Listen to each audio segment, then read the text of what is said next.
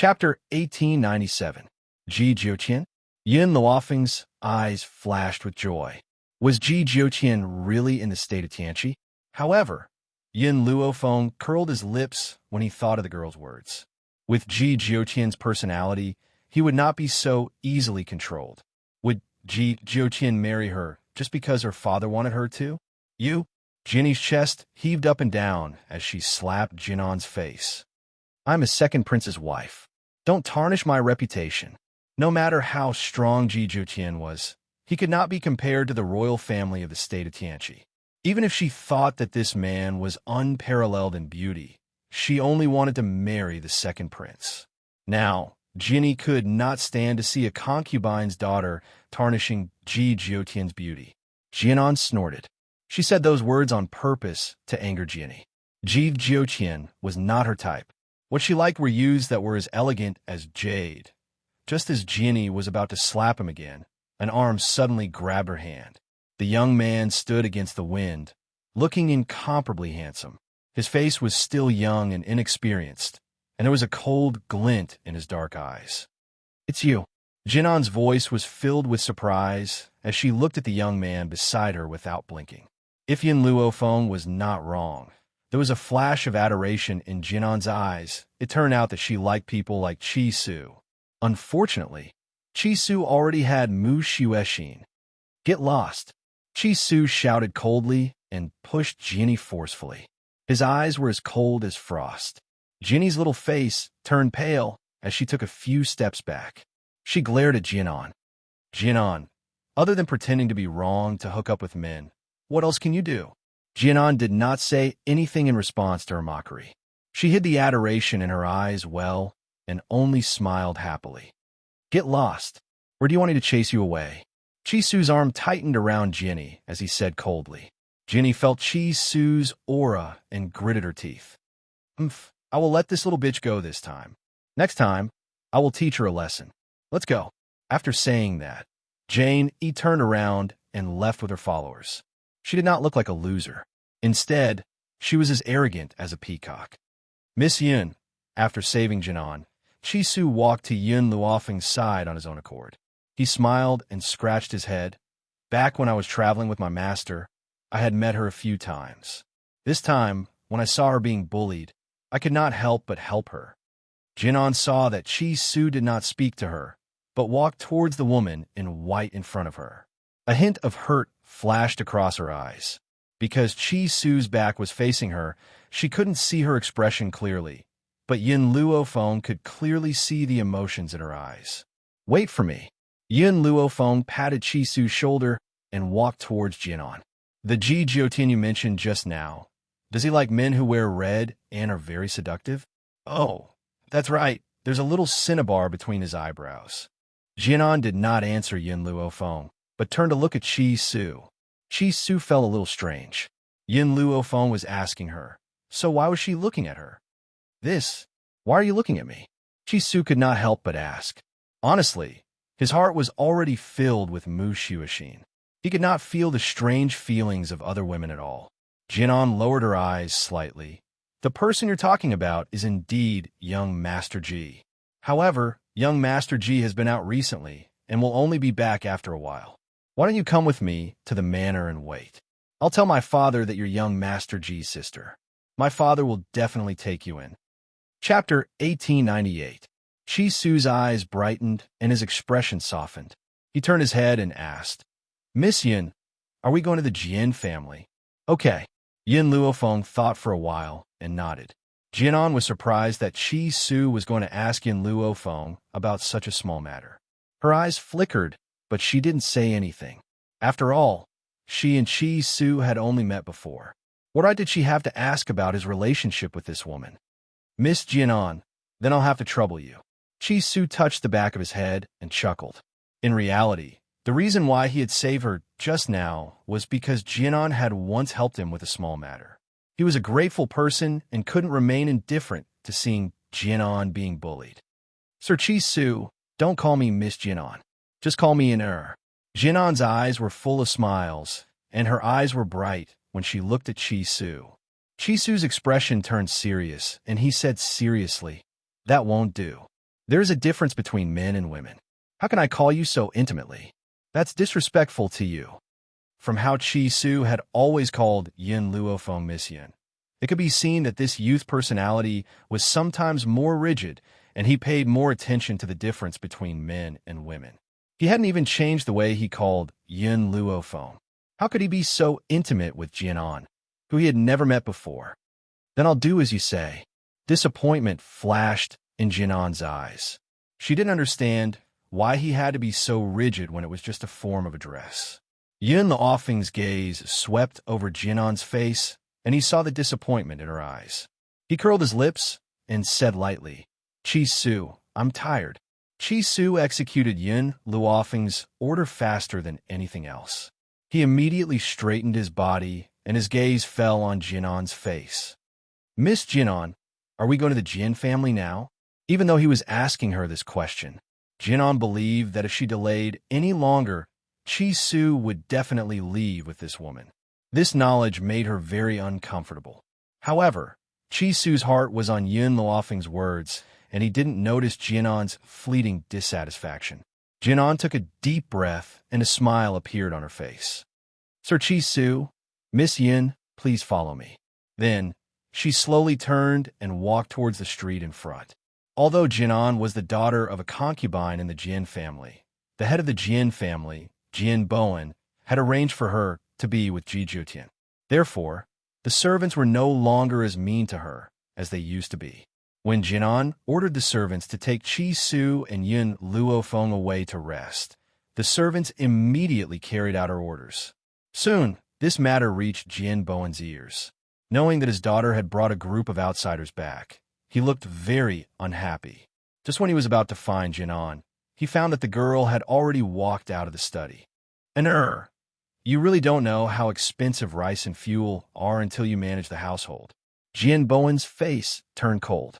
Our Jin family doesn't have the extra money to take care of your two friends. The Jin family had a lot of wealth. However, Jin Bowen had always been stingy. How could someone like him spend money on outsiders? Not even a copper coin. Father, Jianan smiled. Do you really want your daughter to marry Ji Jiutian? Are you sure that with that man's personality, he will listen to the Jin family's arrangements? Jin Bowen's face darkened. This time, the Jin family will not deliberately arrange for you. Everything will depend on your own efforts. If you can't make Ji Jiutian fall in love with you, then you are useless. Our Jin family will not want a useless daughter like you. Chapter 1899. Jianan lowered her eyes. Father, please forgive me. No matter how outstanding I am, Ji Jiutian will not like me. Why? Because Jianan's eyes flashed. Ji Jiutian likes men. She would never marry Ji Jiutian. However, if she told her father directly, he would definitely not agree. Therefore, she could only push the responsibility to Ji Jiutian. Ji Jiutian was not in the Jin family anyway, was he? Jin Bowen was shocked. He staggered and sat down. His face was ashen. He had never considered this problem. The eldest daughter of the Jin family was so beautiful. Why would Ji Jiutian like her?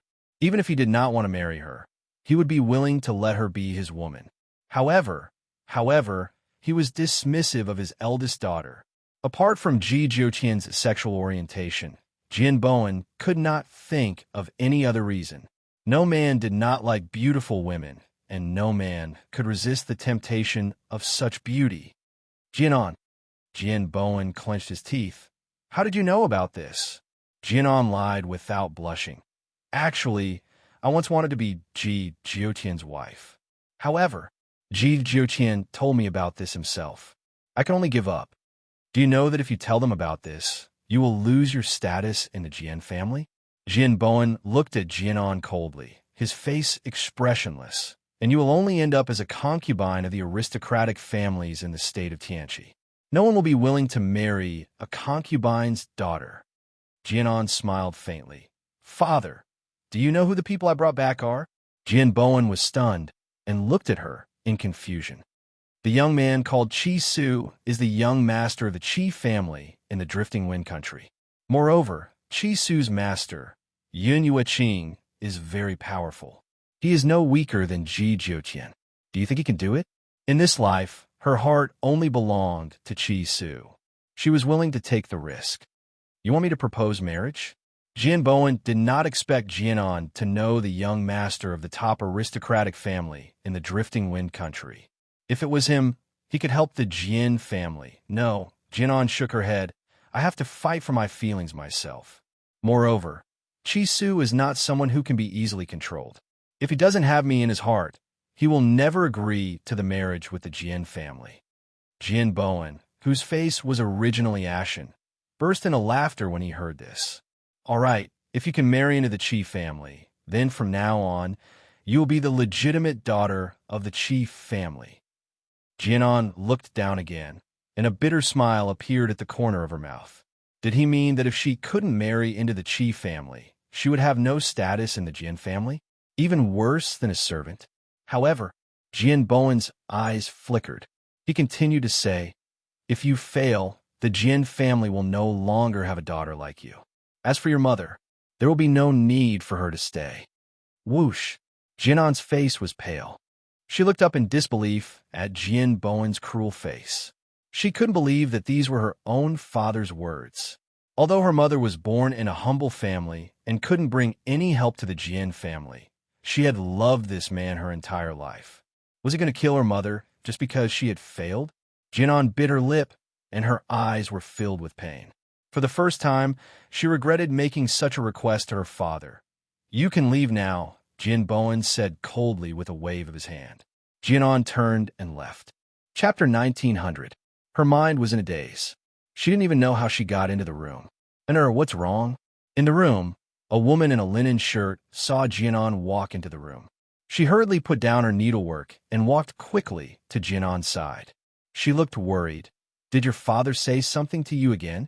Her mother's voice finally brought Jianan back to reality. She looked up at the woman in front of her. Mother, can we leave the Jian family? She went to find Jian Bowen because she wanted him to revoke the order for her to seduce Ji Jiutian. After all, she didn't like Ji Jiutian and was even more afraid that Ji Jiutian would fall for her. At that time, it would be hard to clean up. That was why she brought Chi Su out. What she didn't expect was that her father would use her mother's life to force her. Her mother was the most important person in the world to her. To be honest, she really didn't know whether Chi Su would fall in love with her. Otherwise, she wouldn't have said something like leaving the Jian family with her mother. The woman's expression suddenly changed, and her face darkened. What nonsense are you spouting now? I won't leave the Jian family. If your father scolds you, just listen to him. Don't go against him. Jianan smiled bitterly. She knew that her mother wouldn't leave. If she was willing to leave the Jian family, she wouldn't have deliberately set up her father and become pregnant with his child. Otherwise, with her father's character of judging people by their appearance, her ordinary-looking mother wouldn't have married into the Jian family. Don't be angry with your father. If it weren't for him, you wouldn't exist. Your father is right. Just listen to him. Don't say something stupid like leaving the Jian family again. I won't leave. Mother, what if my father wants to kill you? Jianan finally couldn't help but say this. The woman was stunned. Then she smiled and said, Why would your father want to kill me? I gave birth to a daughter for him. He isn't that kind of heartless person. Moreover, the woman paused and then continued, If I didn't do something wrong, would your father want to kill me? You must remember that in this world, men are the rulers. If you get married, you must be obedient and listen to whatever your husband says. Even if he hits you, it must be because you did something wrong. So, you must never fight back, understand? Jianan smiled bitterly. She had heard these words many times. Basically, her mother would repeat them every few months for fear that she would not listen to her husband after she got married. The woman earnestly advised, You must remember all that mother has told you. If you're stubborn, men won't like you. When the time comes and they divorce you, you'll be scolded and criticized by everyone. Your father can't afford to lose face. In a woman's mind, if a woman was divorced, the problem must be with the woman. Otherwise, why would others divorce you for no reason? Jianan knew her mother's character very well, so she didn't say anything more. She just said, Mother, I understand. I will listen to father. In the wing room, Yin Luofeng sat at the table. Chi Su poured a cup of tea for her and sat in front of her. Chi Su, Yin Luofeng took a sip of tea and put it down. She said lightly, "How credible do you think Jinan's words are?" Jinan said that Ji Jiuqian would come back after a while. But she knew that Ji Jiuqian's character would not listen to the Jian family's arrangements. Hearing this, Chi Su touched her head and said, "I'm not too sure. When I first met Jinan, it was a few years ago. I was in a bit of trouble, and she helped me. At that time, Jinan was only 12 or 13 years old. It was the age of innocence.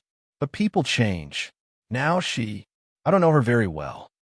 Chapter 1901. Naive and Ignorant. Yun Luofeng took another sip of tea. How could there be naive and ignorant people in such a prestigious family? Chi Su, Jinan likes you. Chi Su, who had just taken a sip of tea, spat it out when he heard Yun Luofeng's words. Fortunately, Yun Luofeng dodged quickly and did not get spat out. "Well, I didn't mean to." Chi Su wiped the corner of his mouth, his face full of embarrassment. "I was just scared by you. I've only met her a few times. How could she like me?" Yin Luofeng raised his eyebrows. "I don't care about your feelings, but I have a request for everyone around me. You are not allowed to have concubines. Otherwise, there will be countless troubles, and it will affect the efficiency of doing things for me." Moreover, she, who came from China, did not dare to compliment men having multiple wives.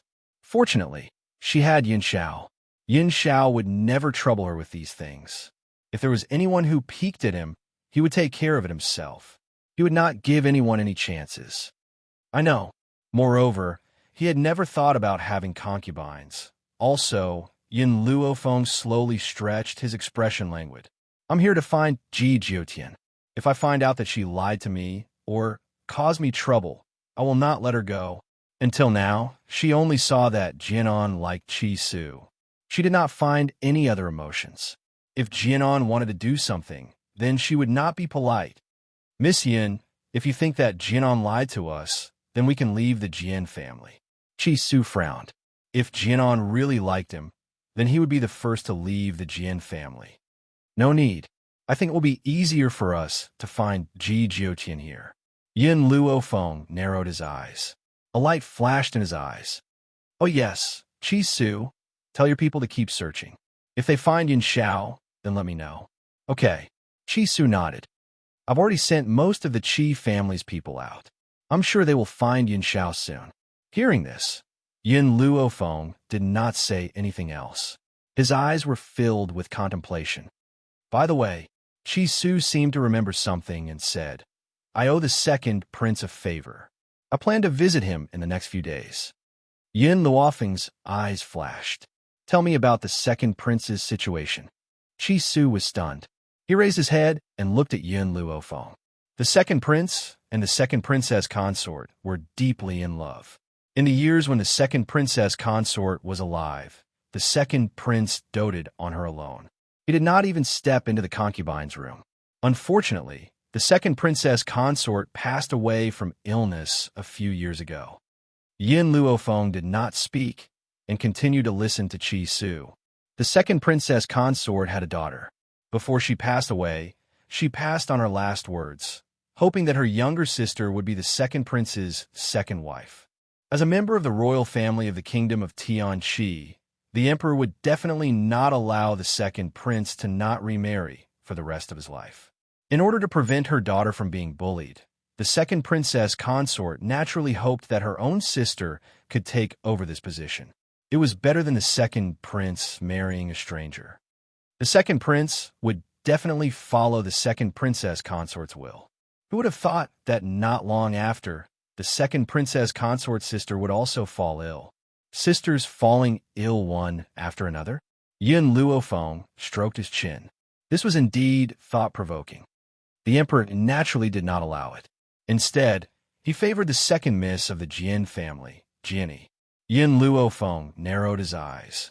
"Tell the second prince that I can save the second princess consort's sister. Furthermore, I can help her ascend the throne." Chapter 1902. Chi Su's eyes were filled with surprise. Based on her understanding of Yin Luofeng, she wasn't a helpful person. "Miss Yin, your request is?" Chi Su thought for a moment before asking. I want him to listen to my orders. Yin Luofeng's appetite had always been huge. He wanted to eat up the entire Tianqi state. However, Qi Su still believed that she had the ability to do so. Tell the second prince about this first. As for my request, I will personally bring it up to him. Yin Luofeng's lips curled into a faint smile. Her pitch-black eyes were filled with confidence. Then I will go find the second prince tomorrow. Just as the two were discussing, footsteps came from outside the door. In that instant, the two of them stopped talking. Qi Su, when you cause trouble, you solve it yourself. When it comes to women, you need to cut the Gordian knot so that it doesn't cause trouble in the future. Yin Luofeng said lightly. She had already reminded Qi Su that if he procrastinated and caused trouble in the future, it would be his own problem. When it came to matters of the heart, he needed to reject decisively. He couldn't give her hope and give her despair.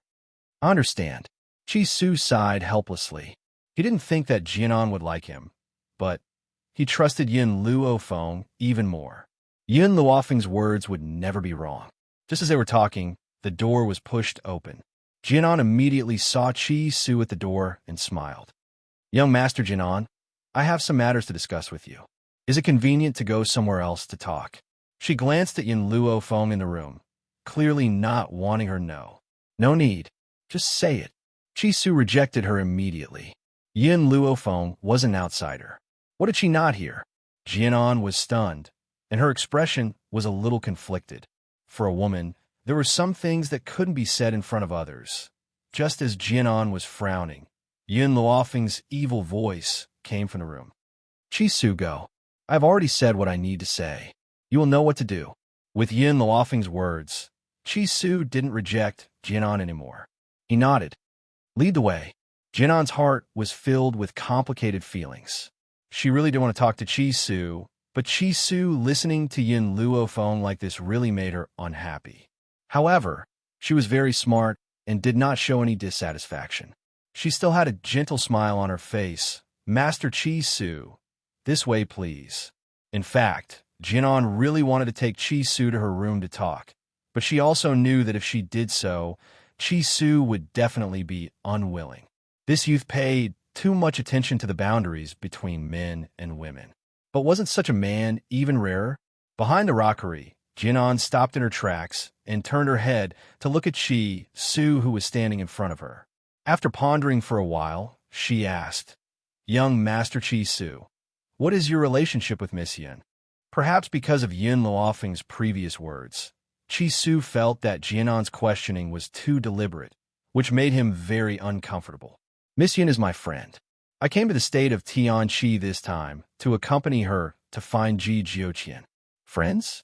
Hearing this, Jian and breathed a sigh of relief. I thought, why? Qi Su frowned and asked. Jianan gently pursed her lips and did not answer Qi Su.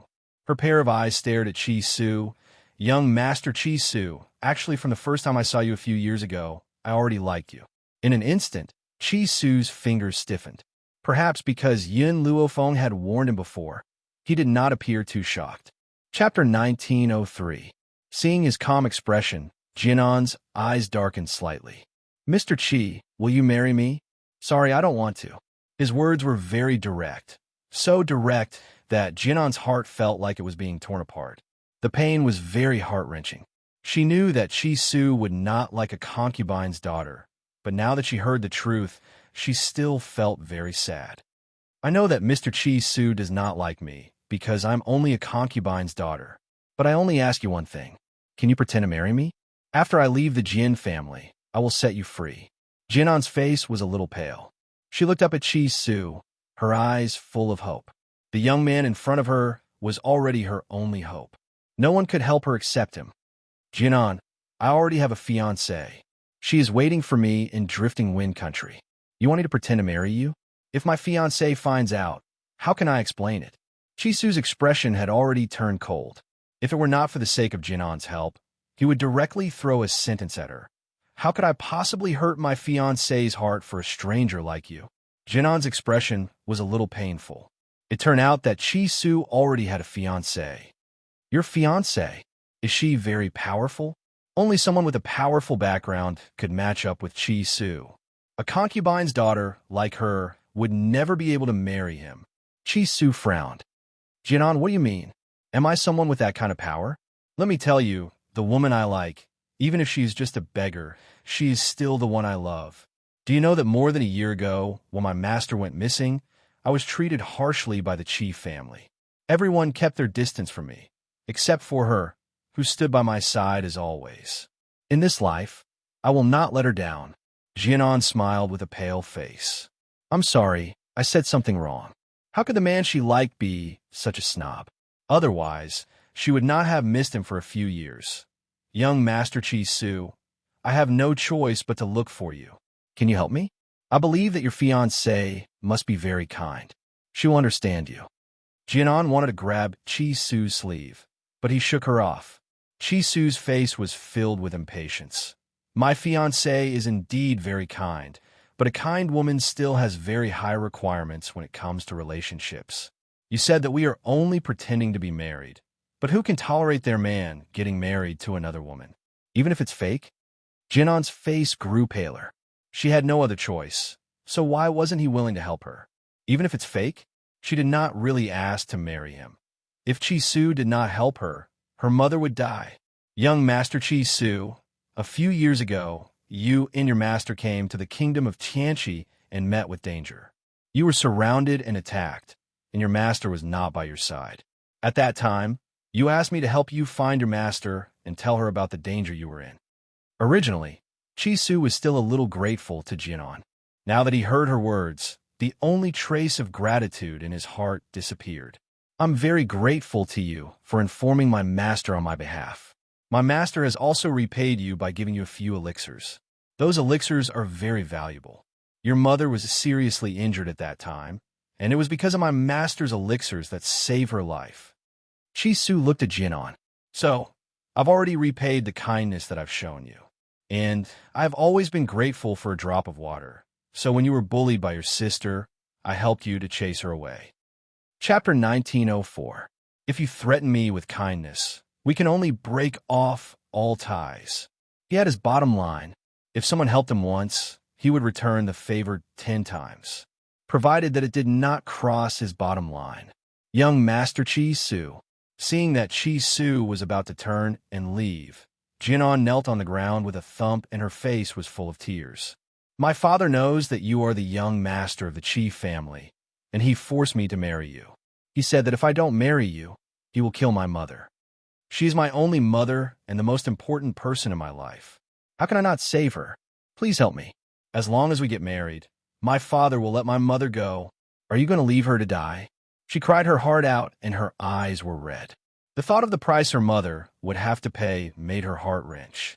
However, Jianan did not think that the reason why Jianbowen gave such an order was that she had asked for it.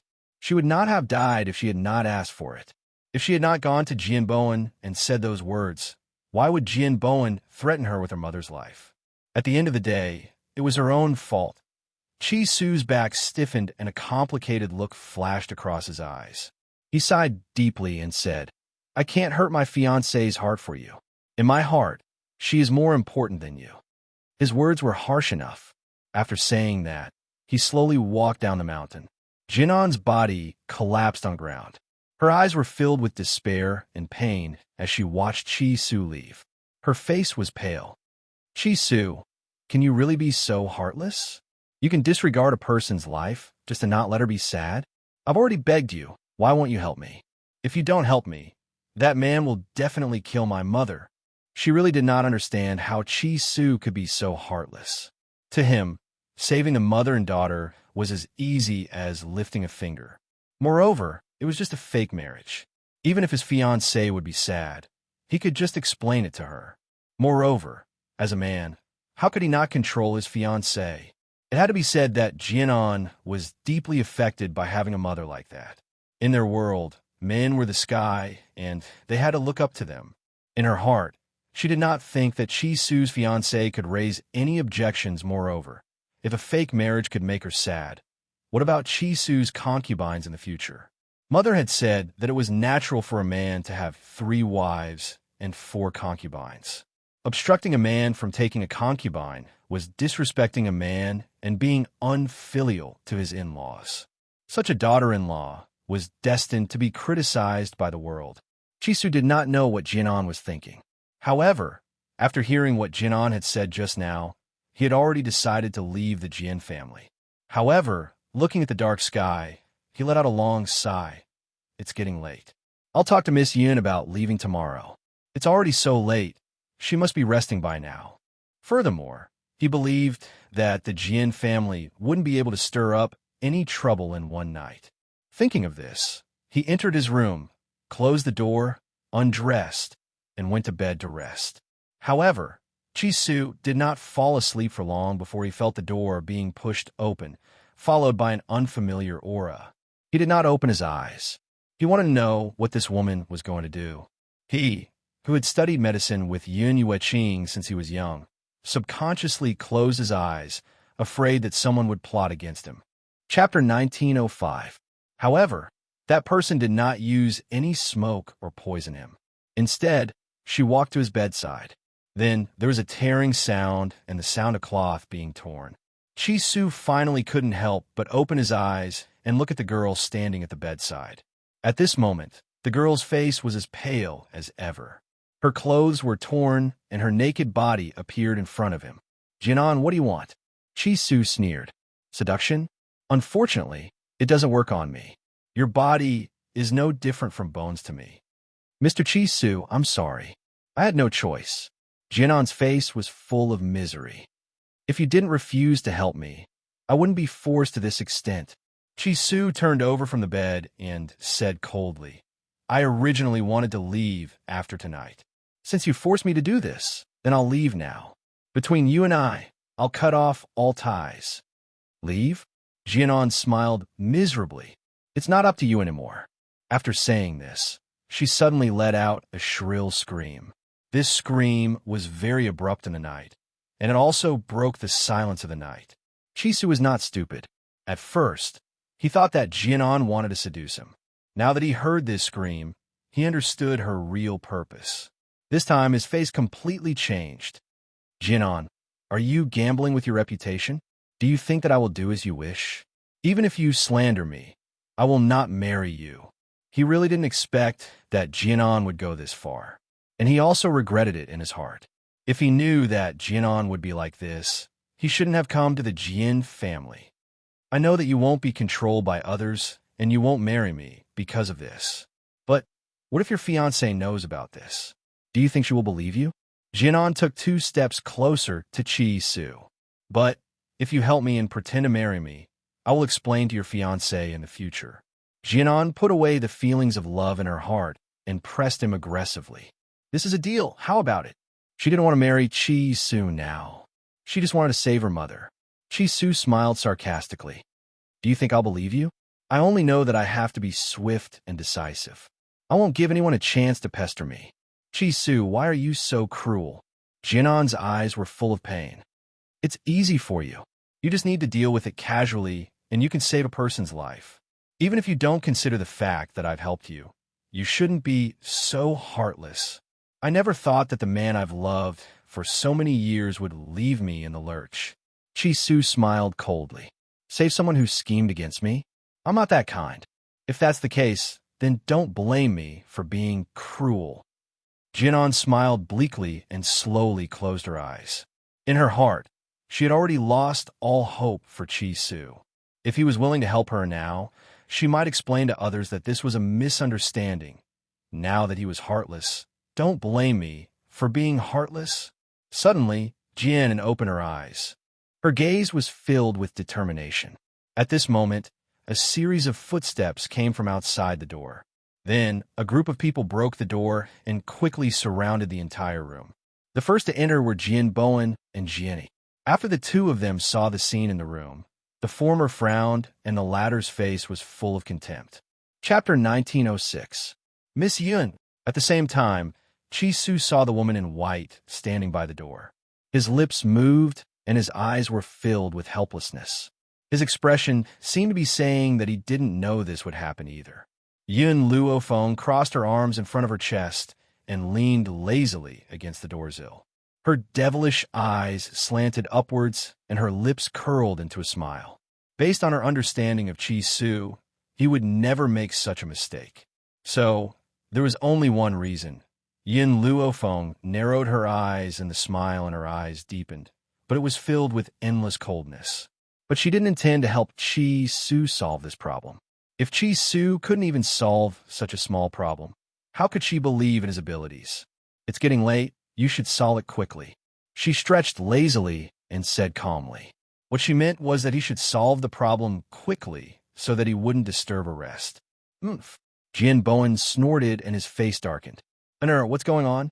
Jianan looked at Chi Su and bit her lip. She looked humiliated. Dad, I don't know what's going on either. I was sleeping just now, but I suddenly fainted. When I woke up, I found myself in Master Chi Su's room. I don't know anything else. Her meaning was clear. She was sleeping soundly at first, but she was accidentally drugged by the sleeping gas and was even kidnapped by Chi Su. As soon as they saw her messy appearance, everyone could guess what had just happened. I don't believe it. Why didn't he take advantage of others, but you? Jian Yi sneered, and her face was full of mockery. I think it's because your usual behavior isn't simple. That's why he took advantage of you. Jinan's expression changed, and her body stiffened. She had already guessed that her behavior would definitely provoke Jian Yi's humiliation. But for her mother, she did it without hesitation. Even so, she still felt very sad when she heard Jian's words. Jianan, how dare someone like you covet Master Ji? Jian Yi raised her chin and said arrogantly, you should go back and look at yourself in the mirror. You look like a toad lusting after swan meat. Now that you've lost your chastity, it's even more impossible for you to marry Master Ji. Jianan's head almost sank into the dust. Anyone who saw her would sympathize with her. Jian Bowen furrowed his brows as he looked at Chi Su. His eyes were no longer as cold as they had been in the beginning. Instead, he looked like a father-in-law looking at his son-in-law. Since this has already happened, you must take responsibility for my daughter and marry her. By the way, I've heard that you're from the Qi family of Drifting Wind Country. The Qi family seems to have many spirit herb mountain ranges, and I'm not asking for much. Just give me 3 as a betrothal gift. On this continent, due to the dense spiritual energy, medicinal herbs could also be upgraded to spiritual herbs. However, the growth of spirit herbs required not only dense spiritual energy, but also a natural mountain range. Although the other mountain ranges also produced spiritual herbs, the quantity of those spiritual herbs could be counted on one hand, unlike those natural spiritual herb mountain ranges. But the Qi clan only had 5 spirit herb mountain ranges in total. The Jin family asked for 3 of them right away? How could such a good thing exist in this world? Chi Su sneered. A cold light flashed in his eyes. Sure enough, this group of people were jackals of the same tribe, greedy and insatiable. Chapter 1907. Do you think that a daughter of a mistress is worth the price of 3 mountains of spiritual medicine? Chi Su's handsome face was filled with disdain, and his eyes were filled with mockery. His voice was cold and emotionless, and it made Jianan's heart tremble. She clenched her fists tightly and felt as if her heart was being squeezed. The pain was unbearable. Initially, she had thought that she could let go of this relationship and only talk about business. Little did she know that one sentence from this young man could send her to the 18th level of hell. Yun Luofeng, who was leaning against the door, raised her head and looked at Chi Su. She clearly did not expect him to say such hurtful words. However, she still did not intend to help Chi Su. She believed that Chi Su would have a way to solve this matter. Jian Bowen's face alternated between white and red. He had thought that since Chi Su had done such a thing to his own daughter, he would try every means possible to obtain her. Besides, the appearance of such a scandal would certainly affect Chi Su's status in Drifting Wind Country. Hence, using 3 mountains of spiritual medicine as the price was not too much. If you're not willing to give me 3 mountains of spiritual medicine, then 1 mountain should be enough, right? Jian Bowen took a deep breath and asked. 1 mountain was already his bottom line. I'm sorry, in my heart. She's not even worth a copper coin. Chi Su raised his eyes and his icy gaze fell upon Jian Bowen. His face was expressionless. Jianan suddenly raised her eyes and stared at Chi Su in disbelief. Her lips were trembling, and her face was drained of blood. How could this man be so heartless? Does he not have a single ounce of compassion in his heart? Chi Su, what on earth do you want? Jian Bowen's expression turned cold. You molested my daughter. Are you going to let this slide? If this gets out, how is she going to get married in the future? Whether she gets married or not has nothing to do with me. She found out about this on her own. I've never laid a finger on her. You didn't lay a finger on her? Then what happened to her clothes? Are you going to tell me that she tore them herself? Jian Bowen laughed icily and spoke in a disdainful tone. He knew his daughter very well. Even though she was very ambitious, she would never stoop to such a thing. Since she said that I raped her just now, let's get someone to check her body and see if she's still a virgin. Chi Su said calmly with one hand behind his back. Jianan's body trembled even more violently. She raised her finger and pointed at Chi Su. Chi Su, how dare you do such a thing to me? You've already taken me by force, yet you still want me to test my body and suffer such humiliation. If word of this gets out, everyone in the world will know that I've lost my chastity. How am I supposed to live? Do you really want to force me to death? Tears flowed down her cheeks, and she bit her lips tightly. Her expression was one of humiliation, as if she had been humiliated by Chi Su. Chi Su, I know that you have a fiancé, but you disregarded the fact that I had once saved your life and hurt me like this. Shouldn't you take responsibility? Chi Su said coldly. I want to check your body. If you're not a virgin, I'll marry you. If you're a virgin, then it proves that this is all your own doing. Hearing this, Jianan was shocked. Just as she was about to continue reprimanding him, a woman staggered in from outside the house. My daughter, these bastards actually dare to do this to you. Check your body. You have to check it. Hurry and find an experienced woman. I want the person who took my daughter to be responsible for this. Chapter 1908. Jianan's face changed completely. Body check. Wouldn't it all be in vain? This mother of his really couldn't do anything right, but she was good at spoiling things. If it weren't for her, how could she be forced to this extent? Now she was trying to undermine her. Mom, Jianan let out a heavy shout. This was supposed to be a warning, but when the woman heard it, she only heard grievance. Daughter, don't worry, I will help you. Go and find someone to do the body check. Jianan's face had already turned pale. I'm not sure if Chi Su really had sex with me. After all, I was in a coma at the time. But it's a fact that she tore my clothes and molested me. When I woke up, I saw her on top of me. What she said was reasonable, and no one could think of a way to refute it. Chi Su. After saying that, she looked at Chi Su again. Even if you didn't have sex with me, so what? You saw me naked and tore my clothes. Don't you need to take responsibility?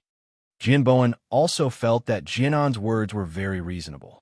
He immediately said with a cold face, Mr. Chi Su, my daughter is innocent. Your behavior is equivalent to destroying her innocence. I don't care if you had sex with her or not. Today, you must take responsibility. Chi Su smiled. Jianan kept saying that I was on top of her. Then, I want to ask you, have you ever seen someone rape a woman with clothes on? Everyone present was stunned. They didn't notice it just now.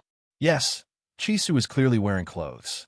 Why did Jianan keep saying that he wanted to have sex with her? Jianan had already thought of an excuse. She looked down and said, Chi Su put on clothes after I woke up and saw that the situation was not good. Really? In that case, you have seen my naked body before. Then let me ask you, is my hemorrhoid on the left shoulder or the right shoulder? Chi Su raised a smile on his face, and his eyes were cold. Jianan was stunned. How could she know whether his hemorrhoid was on the left shoulder or the right shoulder?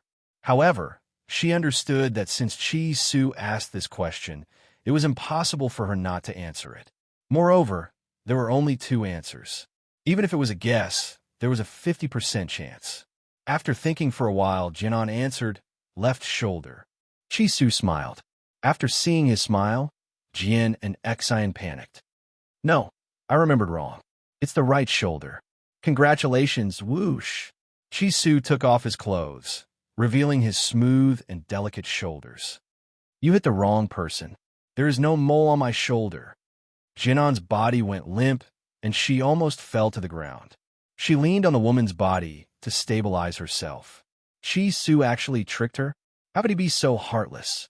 At this point, coupled with the flustered expression on Jianan's face, even someone as slow-witted as Jianni could see something. She opened her mouth wide in surprise and covered it tightly. After a long time, she took a deep breath and said, "Jianan, how dare you use your innocence as a bet to frame others? TSK. How could you do such a shameless thing? You're really a disgrace to the Jian family. Father, I think we should kick this mother and daughter out of the Jian family." As these words fell, the woman suddenly panicked. She hurriedly pulled Jianan's arm and said, "Quick, please beg your father. We can't leave the Jian family." "Mother." Jianan's voice was very weak. She knew that this time, she was finished. Chapter 1909. Child, why are you so useless? Why are you making your father worry for you? Hurry up and apologize to your father so that you don't get kicked out of the house. The woman scolded. Jian bit her lips and did not make a sound. She was tired. She was really tired. She was exhausted so that her mother could stay in the Jian family. Now that the truth is out, you still want to force me to marry her? Chi Su lowered his eyes and glanced at Jianan. His voice was cold and emotionless. How could such a scheming woman enter the Qi family? The dust had settled. Yun Luofeng straightened his body. Under the cold moonlight, a lazy smile appeared on his face. "Chi Su, I'm sleepy. Let's go." "Okay." Chi Su did not say another word to the Jian family and walked towards Yun Luofeng. He did not want to stay in this place anymore. "Wait." Jian Bowen's eyes flashed, and he scolded. "Chi Su, who allowed you to leave? If I say that you took advantage of an error, then you must have. I'm telling you, you must marry her today. Otherwise, you will not leave the Jian family." In reality, there was a reason why Jian Bowen dared to treat Chi Su this way. He had sent a servant to Drifting Wind Country and stayed there for a few years. Now, he had returned to Tianqi Country. Therefore, when he found out about Chi Su's identity, he secretly inquired about the Qi family situation from that servant. Therefore, Jian Bowen already knew that Chi Su's powerful master, Yun Yueqing, had disappeared, and the Qi family was under Chi Su's control. In his eyes, the current Chi Su was just a person with a huge amount of wealth, but not much strength. Although he had the royal family of Drifting Wind Country as his backing, didn't the Jian family also have the royal family of Tianqi Country to rely on? If he could make Chi Su marry Jian, and then all the wealth of the Qi family would be in his hands. As for Chi Su's fiancée, the fourth princess of Drifting Wind Country, he did not really care. Since she was his fiancée, no one would dare to say anything even if he did not marry her. Furthermore, he did not think that the barbaric princess of Drifting Wind Country could compare to his well-educated daughter. Chi Su stopped in his tracks and sneered. "Who do you think you are? How dare you interfere with my marriage? Besides, I've told Jianan before that I have a fiancé in Drifting Wind Nation. Wouldn't it be fine if you don't marry that fiancé?" Jian Bowen was very disapproving. He really didn't want to give up such a good son-in-law. A cold glint flashed across Chi Su's eyes. "My fiancée is the fourth princess of Drifting Wind Country. Your daughter is merely the daughter of concubine. Why does she have to be compared to my fiancé?" He didn't want to use his status to oppress others, but unfortunately, these people were too unreasonable. He had no choice but to reveal Mu Xuexin's identity. Jianan raised her head in surprise. No wonder he didn't like her. It turned out that his fiancée was a princess. Jian Bowen frowned.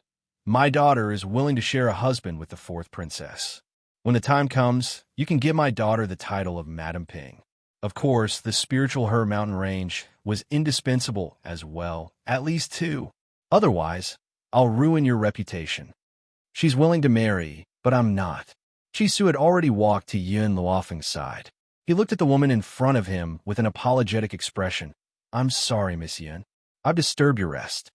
Yun Luofeng slowly put down her crossed arms. The corners of her lips curled up as she looked at Jian Bowen with a smile. A cold light shone in her pitch-black eyes. Chapter 1910. Do you know how the chief family of Drifting Wind Country was destroyed?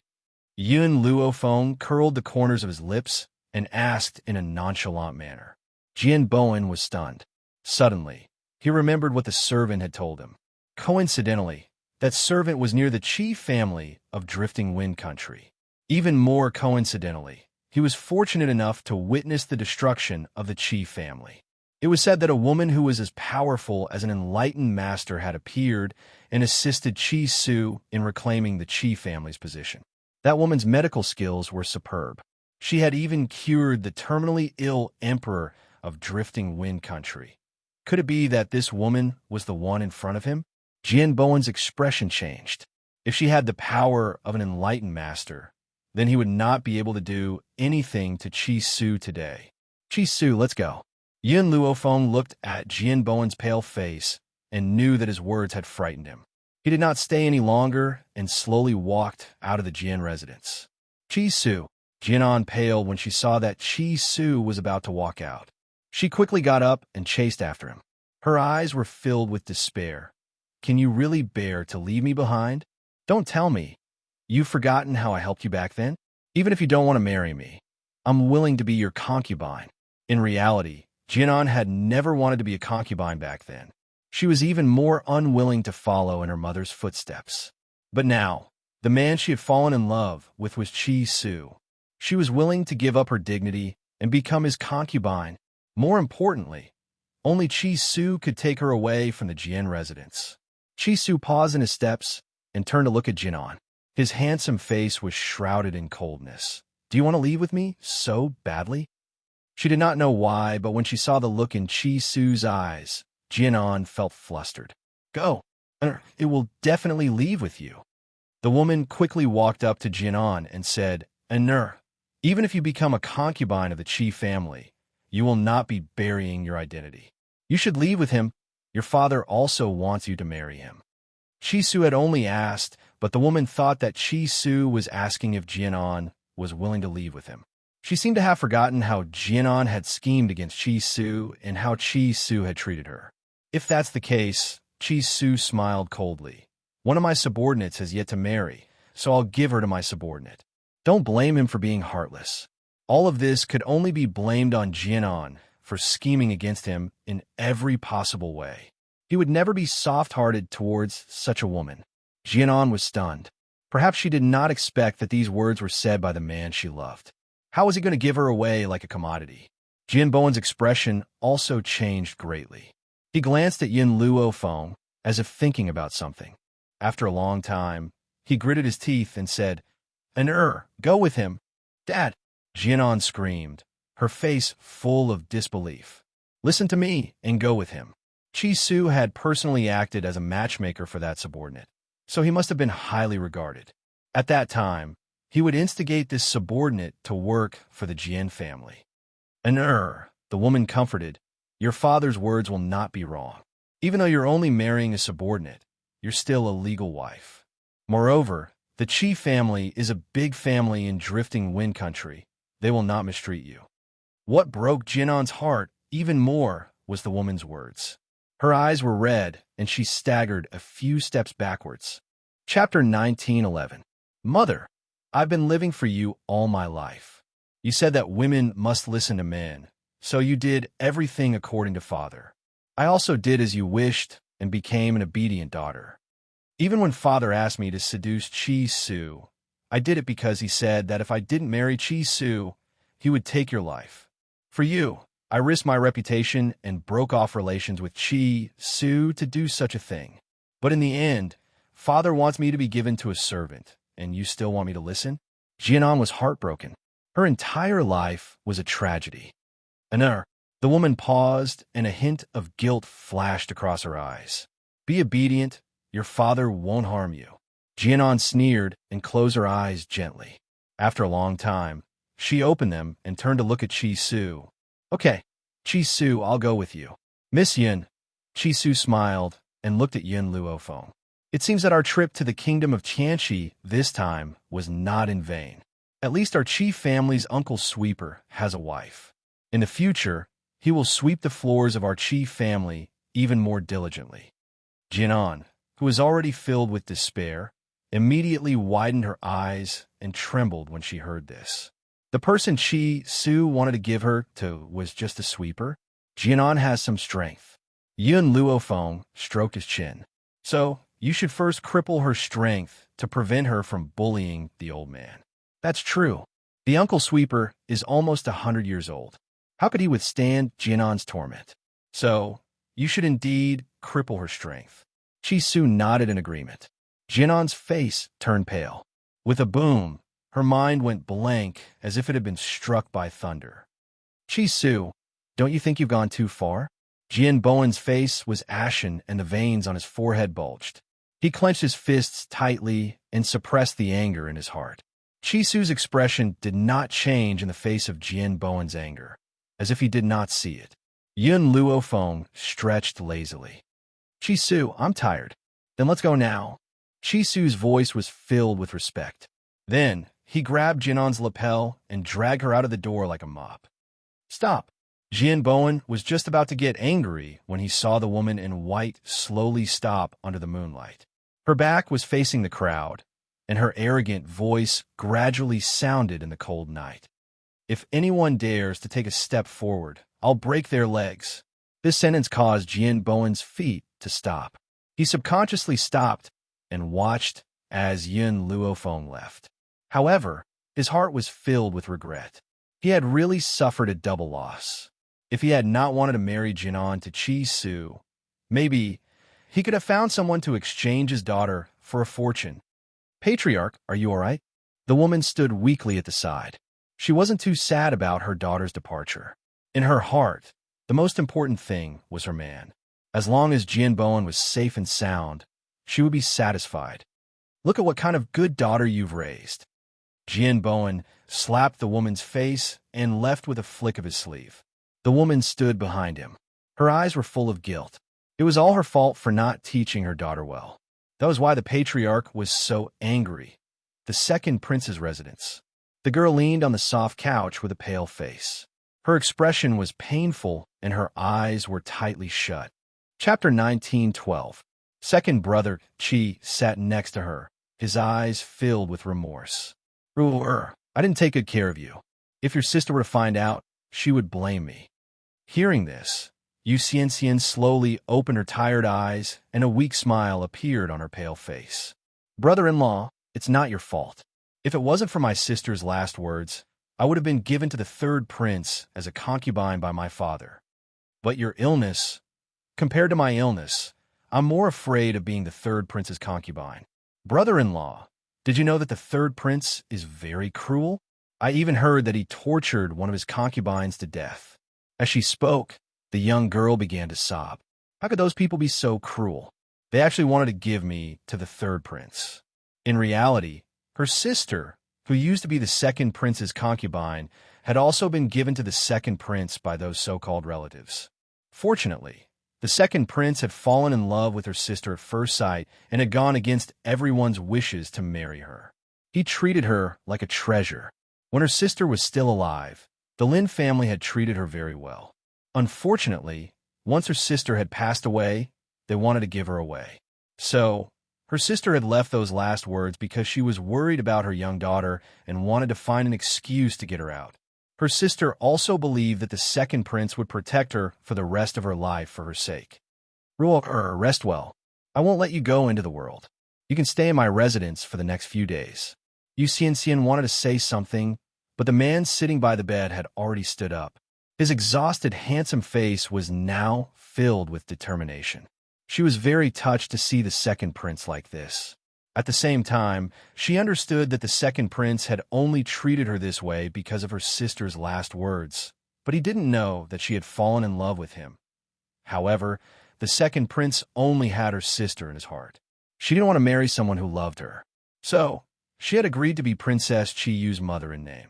Once she found a man who truly loved her, the second prince would let her go. Your Highness.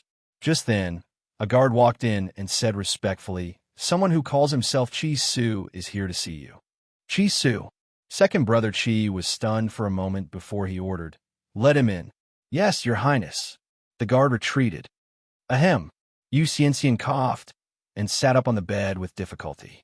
She smiled weakly and asked, "Brother-in-law, who is this Chi Su?" Chi Su is someone I met in the Drifting Wind Nation.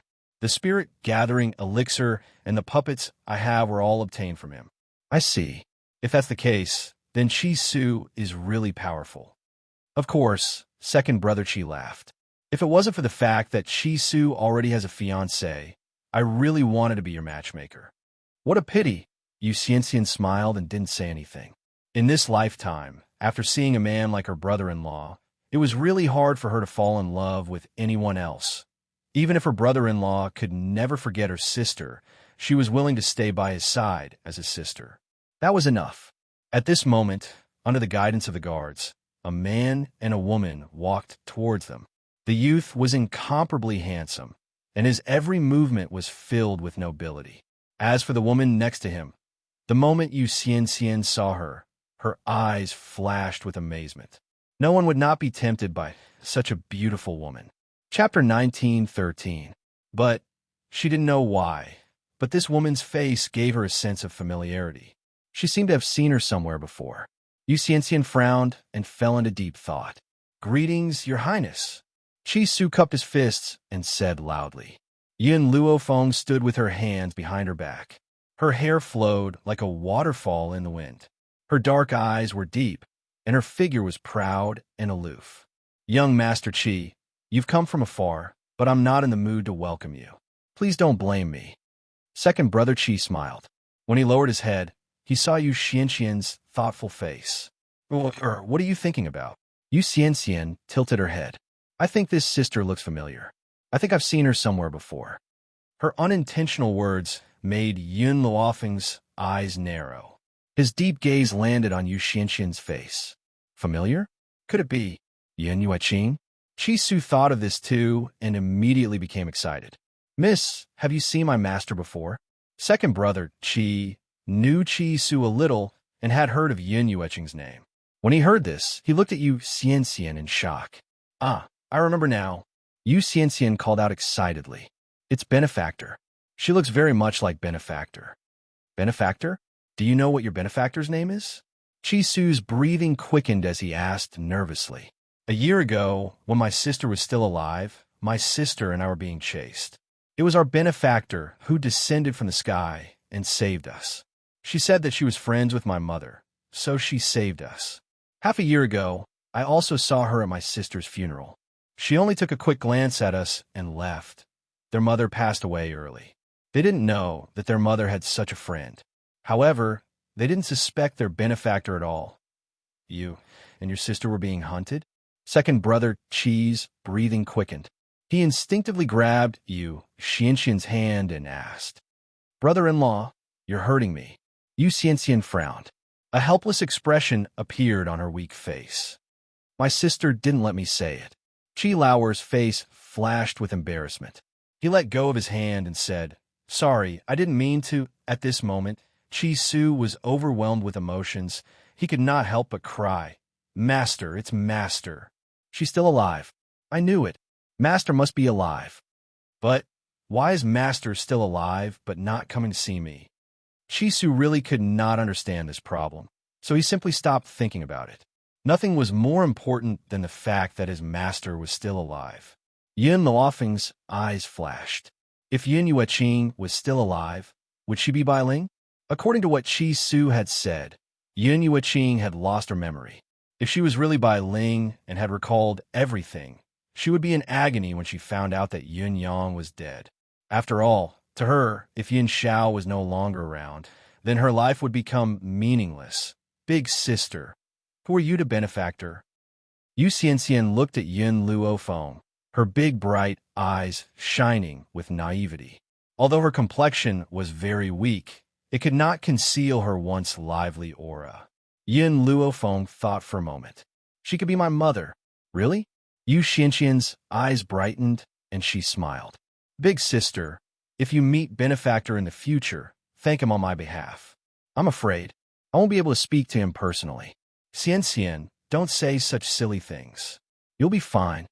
Second brother Chi frowned and chided her. Chapter 19:14. He couldn't hide the deep worry in his eyes. Brother-in-law, I know my body. I can't make it. Furthermore, my sister is my only family member. Wouldn't it be better to reunite with her and her sister when I reach the underworld? Yu Xianxian lowered her eyes and smiled softly. She wasn't lying. She was speaking from the bottom of her heart. The only thing she couldn't let go of was this brother-in-law and her young niece. Just as second brother Qi's heart was filled with worry, a heavenly voice fell into his ears, causing his body to suddenly stiffen. I can save her. I can save her. These four simple words made second brother Qi's heart beat faster. He took a deep breath and suppressed the emotions in his heart. He raised his head and looked at Yin Luofeng. What are your conditions? At first, he thought that Yin Luofeng was Qi Su's woman. Only later did he realize that he was wrong. She had destroyed the Qi family, and she was even the owner of the Elixir Gathering Hall. Then how could she be willing to become Qi Su's woman? He couldn't believe that such a powerful woman didn't have an ulterior motive. I want the entire Fengyun continent. Yin Luofeng narrowed her eyes and her lips curled into a smile as she said calmly. Second brother Qi sneered. The Fengyun continent is so big. Do you think you can have it just because you want it? As long as I want it, I will definitely have it. Yin Luofeng looked very confident. So, my first step is the state of Tianqi. Second brother Qi was a little surprised. This woman's appetite was really big. She wanted to swallow the state of Tianqi. More importantly, he was just a prince. What ability did he have to give the state of Tianqi to her? Miss Yin, I'm afraid you found the wrong person. I can't give you the state of Tianqi. No, you can? Yin Luofeng smiled lightly. As long as you can ascend the throne, you can give it to me. Second brother Qi fell silent. You mean you want me to listen to your orders? Become your puppet? He pondered for a moment before looking at Yin Luofeng. Yin Luofeng smiled. I already have enough puppets by my side. What's the use of one more? Don't worry, I only want you to listen to me, but not be a puppet. I can guarantee you this. You can think about it carefully. If you agree to this condition of mine, I'll help you deal with them and help you ascend the throne. It had to be said that Yin Luofeng's words were indeed very tempting. The competition for the throne was too great. It would be very difficult for him to ascend to this position alone. Furthermore, Xianxian was on the verge of collapsing. All right, I promise you. After thinking for a moment, he raised his head and looked at Yin Luofeng. Brother-in-law, Yu Xianxian shouted in surprise. She bit her lips and said, I don't deserve this. Second brother Qi's expression softened. Don't talk nonsense. I promised your sister that I would protect you for life. How could I let anything happen to you? As long as there is a chance, I will not give it up. After he finished speaking, second brother Qi looked at Yin Luofeng and asked, if you can cure Xianxian, I'll agree to your condition. However, I still want to ask you something. There are so many princes in the state of Tianqi. Why did you choose me? Because there are so many princes in the state of Tianqi. You are the only one who will not go against morality. Before coming to the state of Tianqi, Yin Luofeng had asked Qi Su to investigate these princes. This was also the reason why he chose second brother Qi. Chapter 1915. The person she wanted to subdue definitely couldn't be a heartless person. Second brother Qi was loyal to his wife. Even after her death, he followed his wife's will and took care of her sister. This was the kind of man she wanted to be with. Miss Yun, if you want to conquer the Wind Cloud continent, you have a chance. Chance? Yin Luofeng narrowed her eyes. What chance? 3 months later, there will be a 4-nation competition. At that time, one person will be chosen to be the ruler of the 4 nations. Hearing this, Yin Luofeng's heart suddenly jumped. Yin Xiao would definitely go to the 4-nation competition. If she went with the people from the nation of Tianqi, she might be able to meet Yin Xiao. Thinking of this, her lips curled up. What are the qualifications to participate in the 4-nation competition? The princes of the 4 nations will have a chance to go. You just need to follow me then. All right, inform me then. I will come immediately. Yin Luofeng stroked her chin. She had a premonition that she would definitely meet Yin Xiao in the 4-nation competition. Miss Yin, I want to go too. Qi Su became excited. Master will definitely be interested in this kind of place. If she is alive, she will definitely go to the four-nation competition. At the thought of being able to see his master, he became excited. Second brother Qi smiled. Miss Yun, when will you treat Xian? Yun Luofeng was silent for a while. Tomorrow, before the treatment, we still need to make some preparations. All right, if you need any spiritual medicine, just tell me. I will definitely go and get it. As long as he could treat you Xian, he was willing to go bankrupt. Yin Luofeng did not stand on ceremony. After all, she would not use her own spiritual medicine to treat others. Therefore, she wrote down a lot of things and handed them to Qi Lauer, asking him to prepare them. Second brother Qi left. Yin Luofeng and Qi Su also left. Only Yu Xian was left in the room. Yu Xian knew from the start that the second prince did this for her because of her sister. However, she did not feel sad because of this. Instead, she felt glad. If brother-in-law was not such a sentimental person, why would she be attracted to him? Furthermore, she did not want brother-in-law to forget her sister. Sister, if I can survive this, I will definitely take care of Chiyu for the rest of her life and watch her grow up. I will protect the second prince's residence for you. I will not let anyone have the chance to bully you even if it ruined his entire life. Yu Xianxin's illness was caused by a chronic poison. The poison was complicated, and normal doctors couldn't tell what it was, which was why no one could cure her. If he wanted to detoxify the poison, it would take a few days.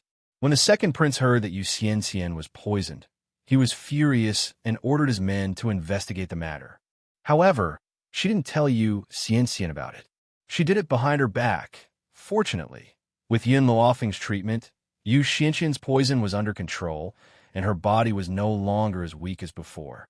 During this period of time, the Jin family did not find trouble with Yin Luofeng. As for Jinan, no matter how much she resisted, she was still crippled and sent back to the Qi family. Regarding this, Jin Bowen was shocked by Yin Luofeng's strength. He did not even dare to say a word. He only hoped that he would not be implicated. After all, he was only a god. Yin Luofeng could even defeat a god. Killing him would be as easy as waving his hand. Chapter 1916. Second Prince's Residence. Yu Xianxian leaned back on the bed. Her delicate face was filled with a smile. Compared to before, her complexion was much better. Today is the last acupuncture. This time, I will expel all the remaining poison from your body. Yin Luofeng put away the needles and glanced indifferently at the young girl on the bed as he spoke slowly. Yu Xianxian smiled faintly. I really have to thank you this time. If not for you, my body would not have lasted more than a few months. There is no need to thank me. This is my deal with the second prince. Yin Luofeng had cured her and helped the second prince ascend to the throne. As for him, she had made use of him. Xianxian, you are finally fine. Second brother Qi relaxed. This way, I can be worthy of your dead sister. Yu Xianxian's eyes dimmed. However, when she saw second brother Qi's joyful expression, her lips curled up slightly. Brother-in-law, I promised my sister that I would look for you for the rest of her life. Now, I will fulfill my promise and take care of her. Second brother Qi's eyes were filled with excitement. Then, he turned his head to look at Yin Luofeng. Miss Yin, I know that you saved Xianxian because you wanted me to join your faction. However, I still have to thank you. If not for you, at this point this man, who was already in his 30s, could no longer speak. His voice was choked with emotion. For this favor, he was even willing to become Yin Luofeng's subordinate. Qiling, I will get the spirit-gathering medicinal hall to provide you with sufficient spirit-gathering medicinal liquid. Furthermore, I will let you choose the puppets. Are you confident of obtaining first place in the four-nation youth competition? Yin Luofeng raised his eyebrows. His domineering tone was exceptionally clear in the quiet room. Qiling's heart skipped a beat. If Yin Luofeng provided him with an unlimited amount of spirit-gathering medicinal liquid, it would not be difficult for him to obtain victory in the four-nation youth competition. Give me time. As long as I have enough time, I can train an invincible team. Good. Yin Luofeng raised his eyebrows. Other than the spirit-gathering elixir, I also have a foundation elixir. This elixir is suitable for those who have just started cultivating. At that time, You can choose some young geniuses and start training them from a young age. These geniuses will become the overlords of the wind and cloud continent in the future. Back in the roaring dragon continent, under the surveillance of the royal family, Yin Luofeng had recruited a group of people who were considered to be trash. Unfortunately, after her training, these good-for-nothings broke through and became geniuses in a short period of time. In their transformation, the foundation-building liquid was an indispensable existence. If these people were originally geniuses, how terrifying would their changes be? Hence, Yin Luofeng was not boasting. One day, those geniuses would become the overlords of the wind and cloud continent. Qiling's heart skipped a beat, and his eyes lit up. Hearing Yin Luofeng's words, he knew that the effects of the Foundation Establishment medicinal liquid were even more formidable. Miss Yin, leave the task of recruiting geniuses to me. As for naming the legions that these geniuses belong to, I'll leave that to you. Yin Luofeng was silent for a moment. She looked up at the sky, and her lips curled into a faint smile. Let's call it the Wind-Piercing Army. Wind-Piercing Legion? Qiling felt that this name was very strange. However, he did not ask about it. Instead, he laughed and said, "Good. In the future, that team will be called Wind-Piercing Legion." Elder sister, Yu Xianxian sat up on the bed with an innocent smile on her face. There is still some time before the four-nation youth competition. Now that my body has recovered, how about I take care of elder sister during this period of time? Chapter 1917. Yin Luofeng glanced at Yu Xianxian. Perhaps she wanted to get more information about Yin Yueqing from the girl, so she nodded. Okay. Yu Xianxian smiled. Her smile was innocent, and her big, bright eyes were filled with joy. Sister. Yu Xianxian slowly got off the bed and walked to Yin Luofeng's side. She hooked her arm around Yin Luofeng's elbow and said with a smile, I know a restaurant that serves pretty good food. This time, I'll be the host, and I'll take you to have a taste. Xianxian, your body. Qiling looked at Yu Xianxian worriedly. Ever since her body had gradually recovered, Yu Xianxian was no longer the sickly beauty that she used to be. Her smile was very bright and charming, and she looked very charming. Brother-in-law, I've been lying down for so many days. I should go out and breathe some fresh air. Don't worry. Seeing this, Qiling didn't say anything else. He sighed. Then be careful. Yin Luofeng glanced at Qiling and saw the worry between his brows. He calmly raised the corners of his lips. She's right. She needs to go out for a walk and breathe some fresh air. Besides, with a doctor like me around, do you still need to worry about her safety? Qiling paused and smiled. Then I'll have to trouble Miss Yin. Xianxian, listen to Miss Yin outside. Don't cause trouble for her, okay? Yu Xianxian playfully stuck out her tongue. Brother-in-law, am I someone who only knows how to cause trouble? Don't worry. If I meet the third prince's group, I'll definitely take a detour. Qiling shook his head helplessly. He didn't stop Yu Xianxian from leaving. After they left, Qiling's expression darkened. What? Still can't find anything?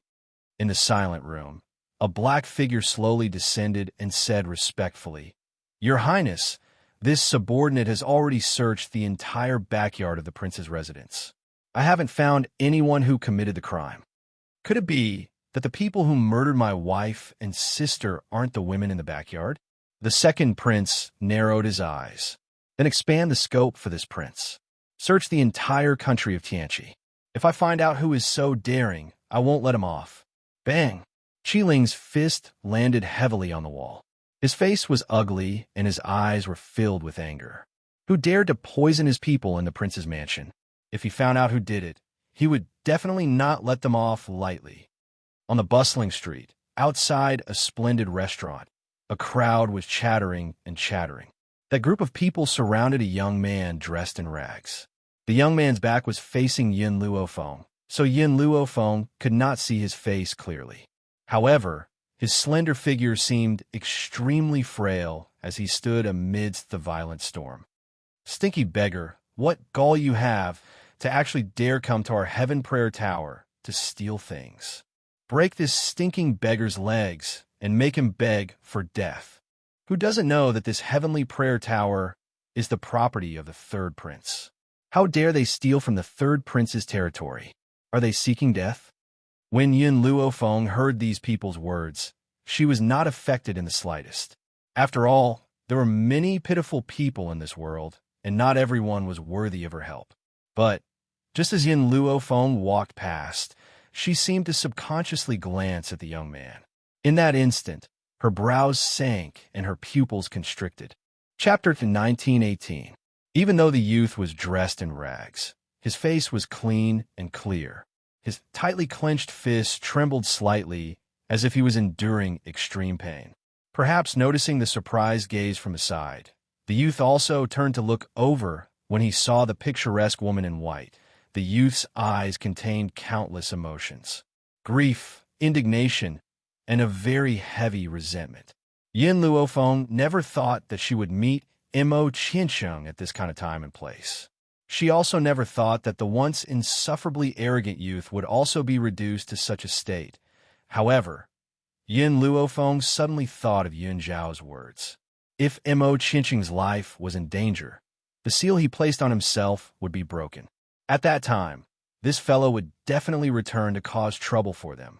So in this short moment, Yin Luofeng had already made a decision in his heart. Elder sister? When Yu Xianxian turned around, she found that Yin Luofeng had already stopped in her tracks. Before she could ask her question, she saw the woman gradually walking towards the little beggar. What did he steal from you? Just as everyone surrounded the little beggar, an evil voice suddenly came from the side, causing everyone to involuntarily turn their heads to look. And this voice, to Mo Qiansheng, was like the sound of nature. His eyes instantly became wet. Zhu Qian, I knew that you wouldn't ignore me. I'll say it one more time. I'm not Zhu Qian. Yun Luofeng fiercely threatened. If you say the wrong name again, I'll leave you alone. Mo Qiansheng instantly fell silent. He no longer wanted to live this kind of life of being bullied by others without any strength. Following Yin Luofeng's side now was undoubtedly the best choice. Yin Luofeng's gaze turned to the crowd, and he asked again, what exactly did he steal from you? The leader of the group was a shopkeeper. He smiled coldly and said, not only did he come to our heavenly prayer tower to eat and drink for free without paying, but he also stole our elixirs. Nonsense. Mo Qiansheng was furious. I did not eat and drink for free. I paid the bill. That spirit medicine was the money I gave you for the wine and food, yet you insist that I stole it. TSK, a beggar like you can have spirit medicine? What a great joke. Let me tell you, this spirit medicine of yours was stolen. Hurry up and hand over all the other spiritual medicines on you. Otherwise, don't blame me for being impolite. Mo Qiansheng clenched his fists tightly, his face flushed red. If it was in the past, how could he have been bullied by such a person? It was all Yin Zhao's fault. If he hadn't lied to him, he wouldn't have sealed his own strength, and he wouldn't have fallen to such a state. When he thought of everything that had happened in the past, Mo Qiansheng gnashed his teeth with hatred, and his belly full of resentment exploded forth. Hearing this, Yin Luofeng finally understood what had happened. As it turned out, this heavenly prayer tower was blatantly robbing them. She narrowed her eyes and swept her gaze across the group of people in front of her with a smile that did not reach her eyes. You say that he had stolen the spiritual medicine. Do you have any proof?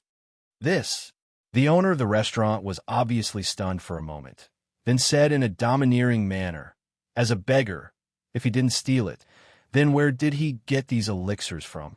Those elixirs were naturally given to him by me. The corners of Yin Luofeng's lips curled. Mo Qiansheng, it seems that those elixirs are not safe with you. You should return them to me. Mo Qiansheng was stunned. Since when did she give away his spiritual medicine? However, Mo Qiansheng still obediently took out all the spiritual medicine and placed it in front of Yin Luofeng. For you, all my spiritual medicine is here. Chapter 1919. That's right. Yin Luofeng narrowed his eyes and unceremoniously took all the spirit herbs. You're returning them to their rightful owners. Yu Xianxian stood next to Yin Luofeng, blinking her big eyes. She looked at the girl's smiling face and felt that she was no different from the shopkeeper of the begging heaven brothel. She seemed to be taking advantage of the situation. The shopkeeper of the begging heaven brothel had long been staring at the spirit herbs in Yun Luofeng's hands. He swallowed hard and shouted, "So you two are accomplices. Men, arrest these two people who dared to steal our heaven-begging abode's spirit medicine." At this point, the shopkeeper raised his head and arrogantly looked at Yun Luofeng. "You must have other spirit herbs on you. Hand them over now, and maybe I can let you live." Yun Luofeng glanced at the shopkeeper. "I've always been the one to steal from others. No one has ever taken a copper coin from me. Are you sure you want to do this?" "Oof." The shopkeeper snorted. His master was the third prince of the state of Tianqi. She was just a commoner girl. He could kill as many of such women as he wanted. However, on account of this woman's stunning beauty, he could give her to the third prince as a gift. "How dare you?" Yu Xianxian panicked when she saw that these people wanted to attack Yun Luofeng. She shouted and glared at the shopkeeper angrily. The shopkeeper only noticed Yu Xianxian's existence now and was stunned. Yu Xianxian was not only a daughter of a Lin family, but she also had the support of the second prince's residence. It was not good to offend her. Now that he was standing up for these two women, could it be that this woman knew her? "Oh, Yu Xianxian, I thought you were dead. Why, have you recovered?" At this moment, a strange voice came from the side. This voice gave off a very uncomfortable feeling when it reached the ears of those who heard it. Yun Luofeng frowned and turned her head to look. In an instant, a feminine face fell into her eyes. The man in front of her was dressed in brocade clothes, but it could not hide his body that had been hollowed out by wine and women. His cheeks were deeply sunken and pale. "Sister, he is the third prince." Yu Xianxian's heart tightened, and she explained in a low voice. She had promised her brother-in-law that she would take a detour when she saw the third prince. She did not expect to bump into him so coincidentally.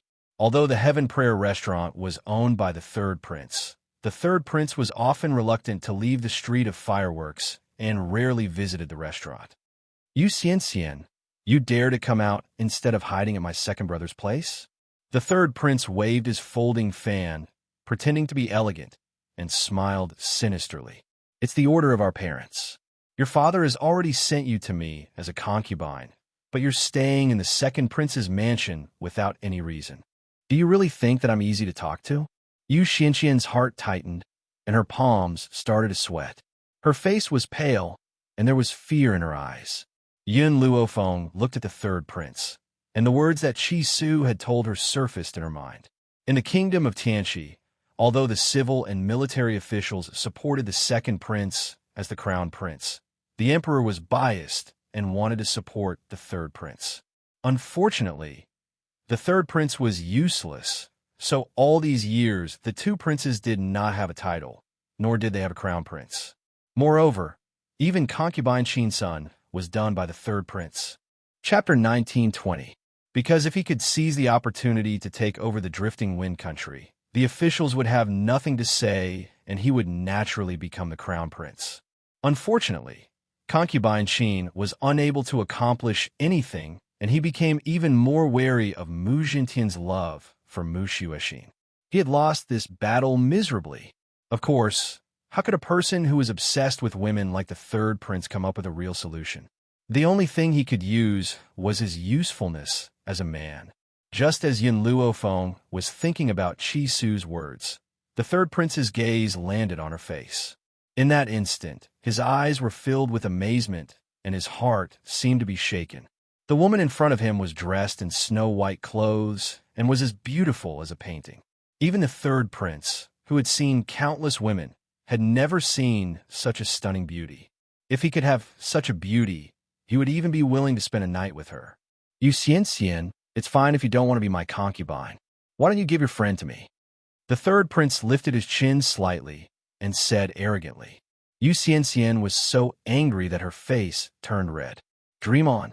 Sister Yun is my benefactor. Don't you dare have any ideas about her." "Yu Xianxian, I'm only asking you because I'm giving you face. Otherwise, do you think you can stop me?" The third prince smiled disdainfully.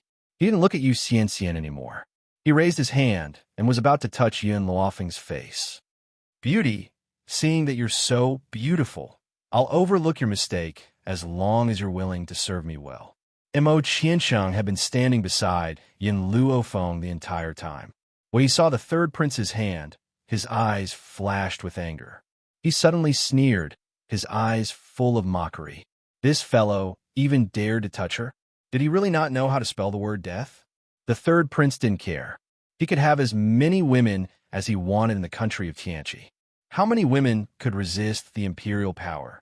However, just as his hand was about to touch Yun Luofeng's face, an evil and cold voice that seemed to come from hell slammed into his heart. Were you talking about me just now? Her voice was very cold, but it wasn't that kind of coldness. Instead, it was a kind of evil coldness. Just hearing her words was enough to make one's heart tremble in fear. Even the third prince's hand, which was about to touch Yun Luofeng's cheek, stopped on the spot because of this sentence. Yun Luofeng narrowed her eyes and looked at the finger in front of her. A cold light flashed across her eyes. Then, she pinched the man's wrist and exerted force. A heart-wrenching scream resounded through the entire street. Silence. The street in front of the heavenly prayer tower was silent. It was so quiet that one could hear a pin drop. Everyone's eyes widened. Their eyes were filled with shock, astonishment, and deep disbelief. Yu Xianxian covered her mouth in astonishment, and her whole body started shaking. Of course, it was because of excitement. One had to know that no one in the kingdom of Tianqi dared to attack the third prince. After the excitement, she was filled with worry. Yin Luofeng injured the third prince, and the emperor doted on this son so much. He would definitely cause trouble for Yin Luofeng. No, she had to hurry back to discuss this matter with her brother-in-law and find out how to salvage the situation. Mo Qiansheng's face was calm, and there was a cold smile on his face. The third prince of the kingdom of Tianqi was really tired of living for daring to attack this woman. Sister, Yu Xianxian tilted her head and tugged at Yun Luofeng's sleeve worriedly. Follow me back to the second prince's residence. The third prince will definitely take revenge on you. Chapter 1921. Yun Luofeng didn't seem to hear Yu Xianxian. She turned to look at Mo Qiansheng. Why are you here?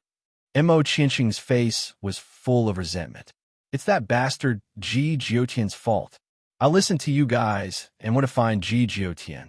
In the end, he happened to open this space. It's fine if he wanted to leave, but when he was about to leave, he pulled me along and dragged me to this place. Mo Qiansheng was indignant. More importantly, I didn't have the chance to ask him. Ever since he came to this mainland, Mo Qiansheng's life hadn't been easy. Plus, his powers were sealed, so he basically fled all the way here. Luckily, he was lucky and found a few spiritual herbs on a spiritual beast's corpse. Who knew that this would lead to all this? Yu Xianxian, go back first. Yin Luofeng glanced at Yu Xianxian and said, I need to go back to the inn. Chi Su is still there. Even though the second prince had invited them to stay in the prince's residence, she still felt that it was inconvenient. Thus, she could only stay in the inn. Yu Xianxian's heart was filled with the third prince's revenge. She didn't force her to stay and nodded. Okay, Sister Yin, wait for me at the inn. Brother-in-law and I will think of a way for you. Then, she gritted her teeth and ran toward the second prince's residence.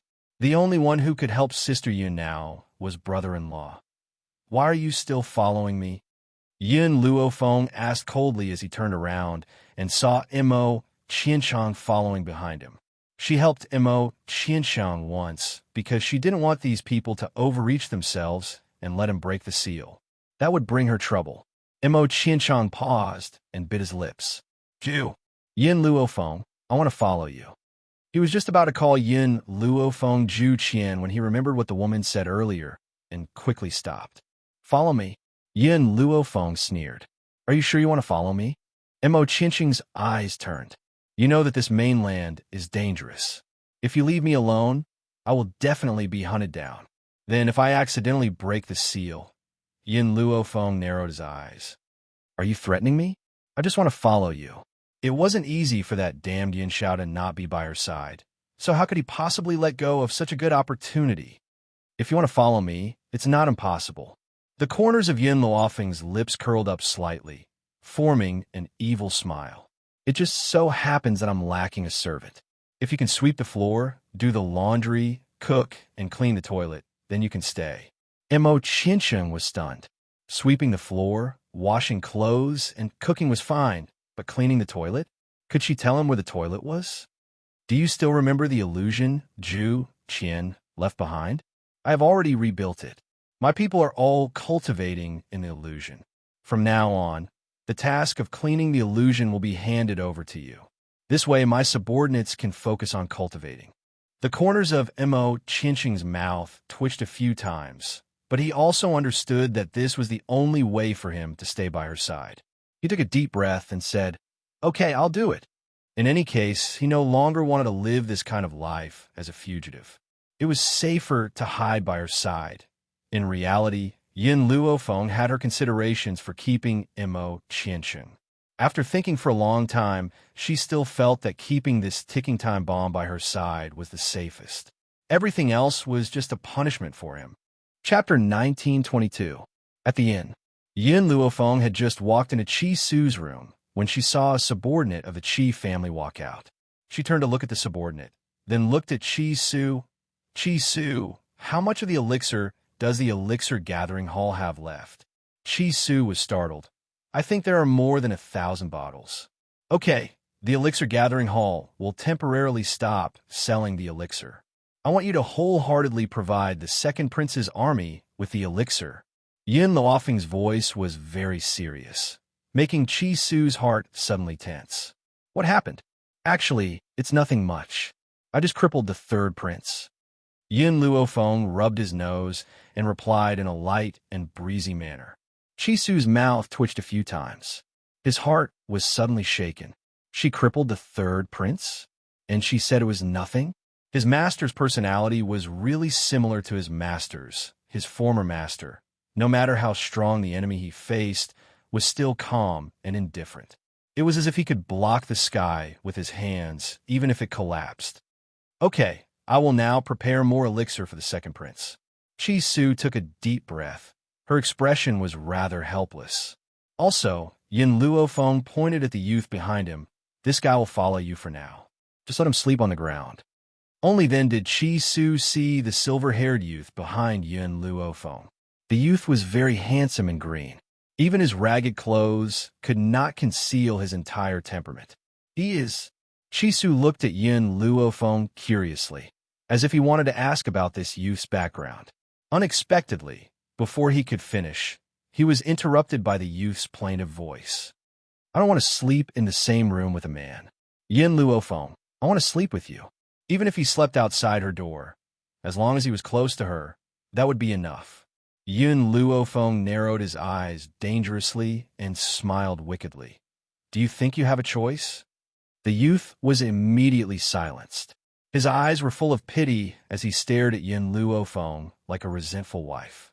Qi Su could see that there was something fishy about the two of them. In particular, the way the youth looked at Yin Luofeng was like a resentful wife who had been abandoned by an unscrupulous husband. There was no need to mention how pitiful and wronged he was. "Then, you won't leave me behind secretly, will you?" The youth asked weakly, who asked him to have no power now. If this was in the past, he would not be afraid of being abandoned. At worst, he would just chase Yin Luofeng wherever he went. "Leave you behind? Let you be bullied and humiliated by the powerhouses of the wind and cloud continent until you finally broke the seal yourself? I'm not that stupid." Yin Luofeng coldly smiled. "Qi Su, I'll leave the task of watching him to you. If he dares to make any strange movements, immediately come and tell me." Yin Luofeng walked slowly toward Mo Qiansheng. As he lowered his eyes, the killing intent in them gradually surged. "Mo Qiansheng, I know I can't kill you now. However, if you want to touch Yin Shao again, even if I have to risk my life and use everything I have, I will make sure that both of us suffer." She did not believe Mo Qiansheng. He had never believed it. When this youth had appeared, he had wanted to kill her and Ji Jiuqian. If she had not impersonated Zhu Qian, she would have already died in his hands. It was also because she had impersonated Zhu Qian that Mo Qiansheng had developed enmity towards Yin Shao and wanted to kill Yin Shao. That was why Yin Luofeng had allowed Qi Su to stay close to him. Mo Qinsheng's body trembled. Chapter 1923. Of course, it wasn't because he was afraid. It was because Yin Luofeng's words had hurt his heart. Zhu Qian was the person he didn't want to hurt the most in the past. Hence, at the last moment, he regretted it and was trapped in illusion by Zhu Qian. Even when he first attacked Yin Luofeng and Ji Jiuqian, it wasn't because of hatred, but because of resentment. He resented Zhu Qian for so many years, and he resented Zhu Qian even more for not coming to see him for so many years. However, Mo Qiansheng understood that if it wasn't for his initial mistake, Zhu Qian wouldn't have been so cruel to him. Hence, he was willing to use his entire life to make up for it. However, Mo Qiansheng's heart was filled with jealousy when he thought of Yin Luofeng's words. He was jealous of Yin Xiao for being able to make her give her heart and treat him so well. At this moment, a commotion came from outside. Yin Luofeng frowned slightly and looked at Mo Qiansheng. He said in a low voice, "You wait here. Qi Su, follow me out to take a look." Qi Su nodded and followed Yin Luofeng out. A group of soldiers rushed in from downstairs of the inn and surrounded the entire inn. The leader of the soldiers was dressed in armor and looked majestic. "We are here to arrest the criminal who injured the third prince. Unrelated people, leave immediately." As soon as he said this, the people who were originally standing in the inn fled in unison. It was also at this moment that the leader of the soldiers saw a woman dressed in white in the corridor of the second floor. "It's this woman. She injured the third prince." The manager of the Begging Heaven brothel walked out from among the soldiers and immediately pointed at Yin Luofeng as he shouted, "Men, take this woman down." The leader of the soldiers waved his hand and shouted loudly.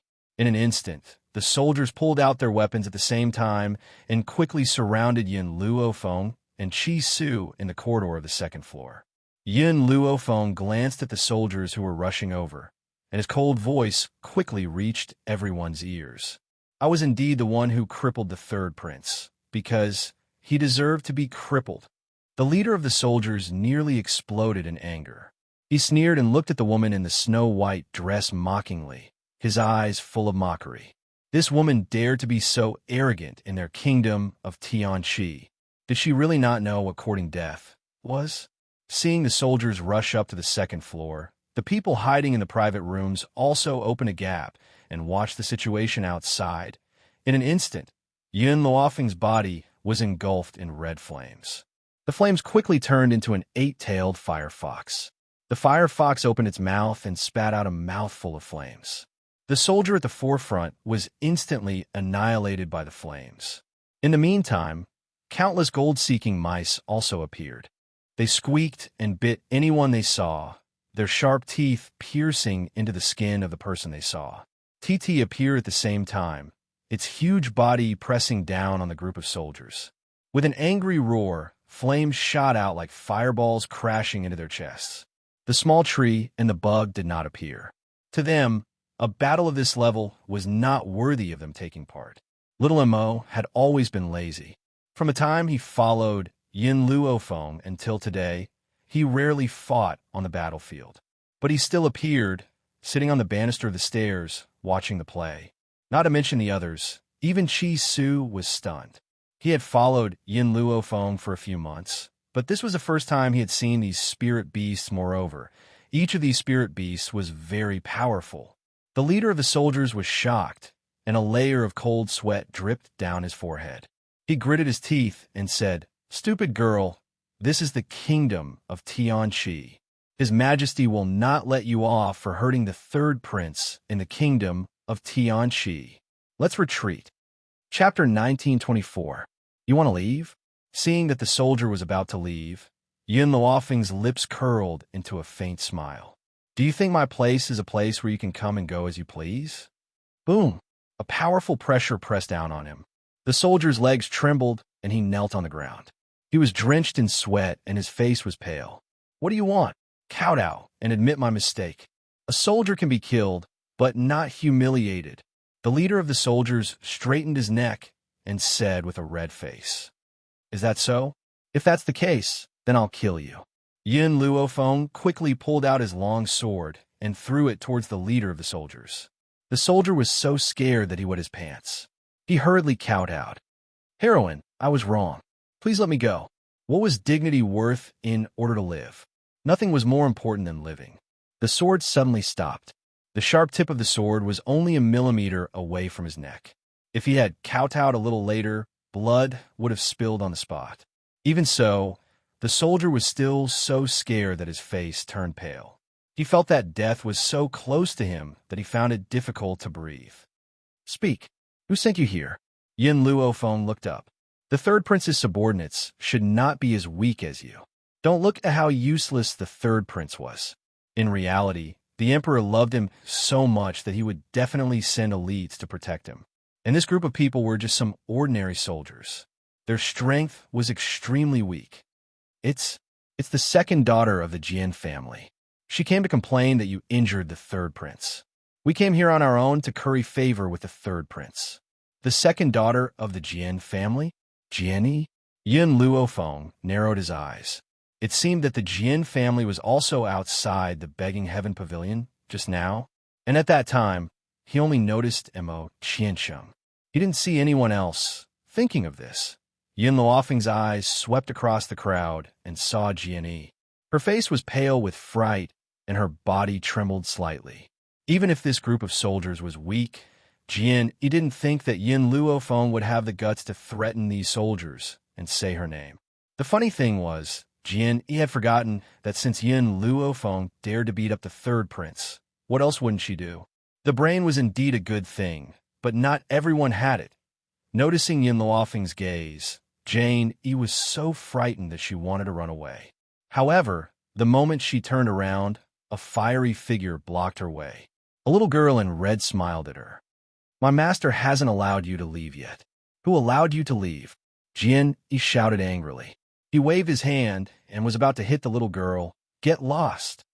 Hearing this, the little lowly's face darkened. With a loud bang, her fist landed on Jian Yi's body, sending her flying into the inn. She landed right next to Yin Luofeng's feet. Since fire had appeared in the form of an 8-tailed fire fox at the beginning, Jian had never thought that the little lowly in front of him was the ferocious fire fox. Jane rubbed her arm, which was hurting from the fall, and wanted to get up from the ground. But the moment she raised her head, she saw a pair of cold, black eyes. In that instant, with a loud bang, her brain was about to explode. Yin Luofeng crossed his arms over his chest and looked at Jian with a smile that wasn't a smile.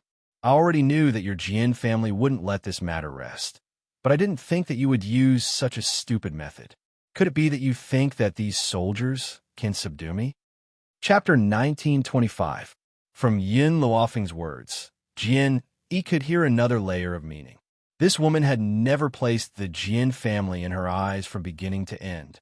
She did not exterminate the Jian family that night, not because she was afraid of the royal family that the Jian family relied on, but because she did not think that the Jian family could cause her any trouble. Jian panicked.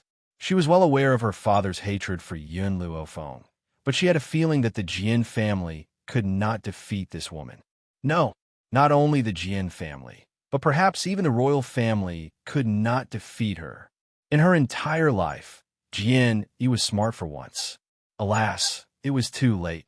Qi Su, go to the Jian family and inform them that if they want Jian Yi's life back, they will have to use the 2 spirit medicine mountain ranges of the Jian family to exchange for it. Didn't the Jian family spy on the Qi family's spirit medicine mountain range?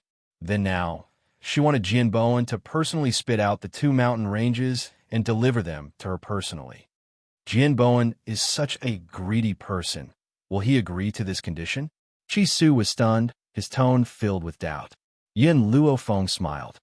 He will agree because he only has one daughter, Jian who is of some value. Although Jian had a big chest, she was very beautiful.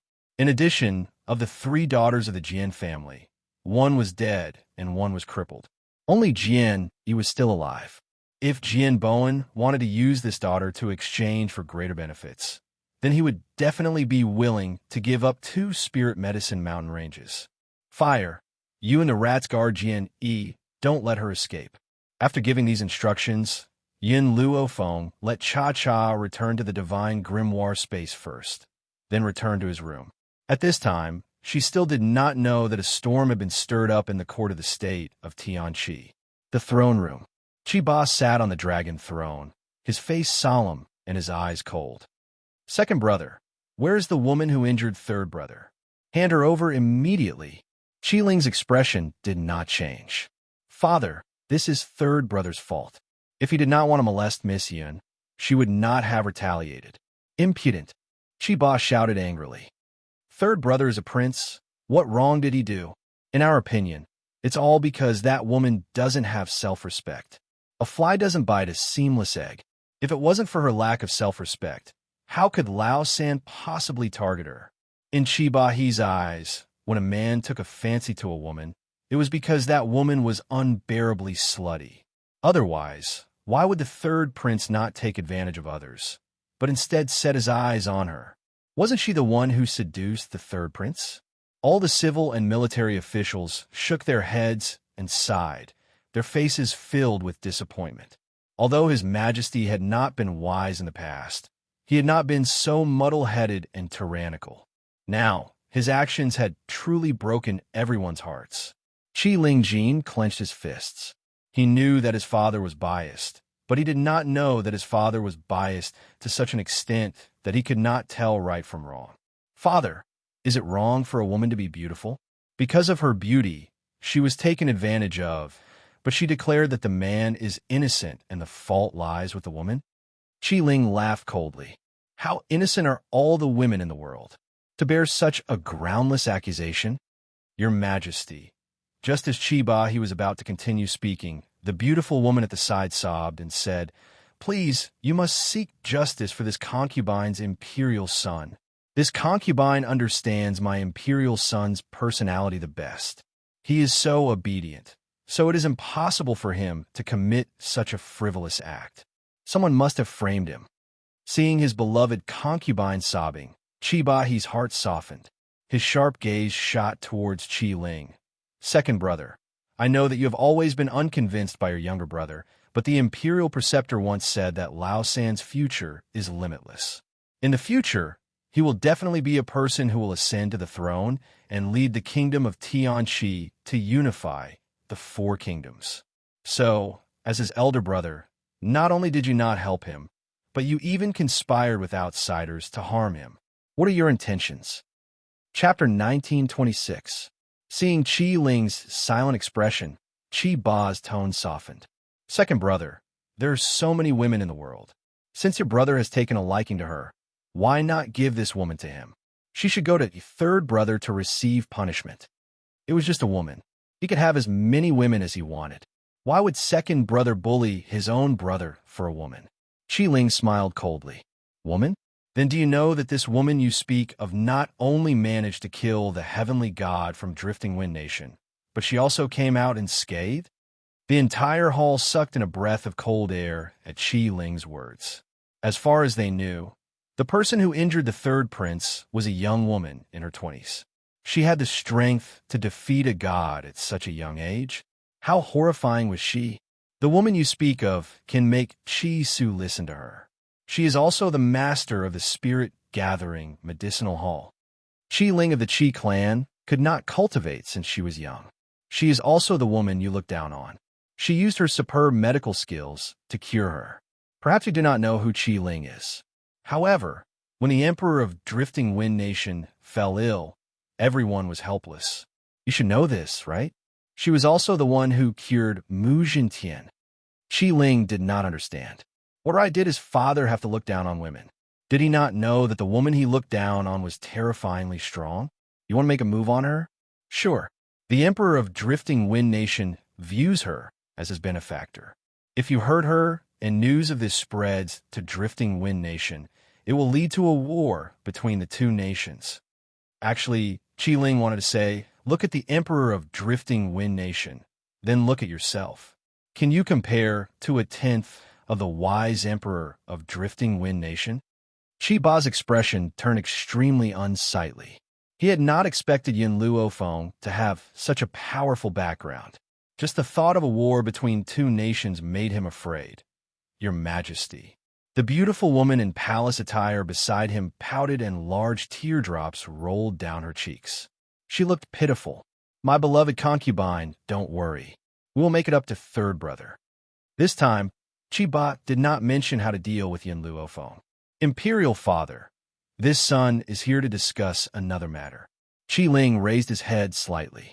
It is regarding the four-nation youth competition that will take place in a few months. This son would like to bring some people there. Chiba's expression changed slightly. In reality, he only wanted the third prince to go to the competition alone. Furthermore, because of what the imperial advisor had said before, he was very confident that the third prince would be able to win. Therefore, when he heard Qi Ling's words, he said perfunctorily, "Your third brother is enough. You don't have to waste time. You won't be the champion anyway. Father, the competition doesn't stipulate how many people can participate, nor does it stipulate that each country can only send one team. When the time comes, third royal brother and I can sign up separately. It won't cause too much loss. Under normal circumstances, in order to win, each country would send out several teams. If they were unlucky, perhaps two teams from their own country would meet in the competition and choose one. In other words, if they were lucky, with so many teams, there would definitely be one who would succeed, right? Your Majesty, I think that what the second prince said is reasonable." The ministers in the imperial court agreed. In any case, no matter how many teams go, the kingdom of Tianqi will not lose out, right? That's right, Your Majesty. Let the second prince bring his team. No matter who wins, it will be a blessing for the kingdom of Tianqi. Chapter 1927. Seeing that all the ministers had said so, Chiba could not be too forceful. He could only maintain a cold expression on his face. Since that's the case, second brother, we allow you to bring people to participate. I hope you don't disappoint us and don't drag your younger brother down. Drag him down? Qi Ling smiled disdainfully. That kind of person who had been hollowed out by wine and women would probably be smashed to smithereens the moment he stepped onto the stage. He really did not know where father got his confidence from to think that he would definitely win. Was it just based on the imperial tutor's words? Even if third brother really had the potential back then, after so many years of father's indulgence and pampering, he had also become a worthless piece of mud. If there's nothing else, court is dismissed. Qi Ba's voice was cold and solemn, his face expressionless. Long live the emperor. All the ministers fell to their knees and respectfully sent Qi Ba off. After Qi Ba had left, they stood up and walked out of the throne room. Somewhere, in a courtyard as beautiful as a mural, a man stood facing the wind on top of a rock garden. He was dressed in black robes and looked very cold. His face, which looked like it had been paralyzed, gradually showed a trace of emotion. This emotion came and went quickly. In just a moment, he had regained his cold expression. Suddenly, the man heard the sound of footsteps behind him. He quickly took out a mask and covered his astonishing face. Master, a man dressed in a yellow dragon robe had stepped forward. His face was full of respect as he greeted him respectfully. The man replied in a low voice. How's the person I asked you to find? Master, I've already asked the imperial family's experts to find him for you.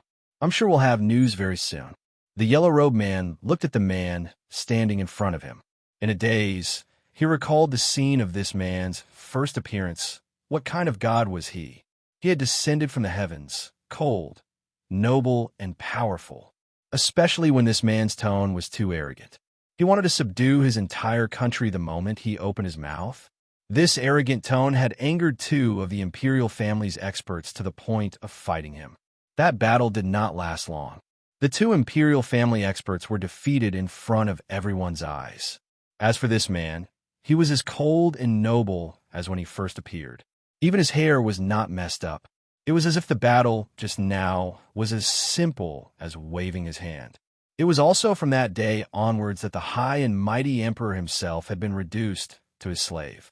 Thinking of this, the yellow-robed man had the urge to cry, but in front of this man, he did not dare to show any dissatisfaction. You have 3 days. Find her within 3 days, or else your Purple Moon Kingdom will no longer exist." The man's voice was cold and ruthless, like a heavy hammer.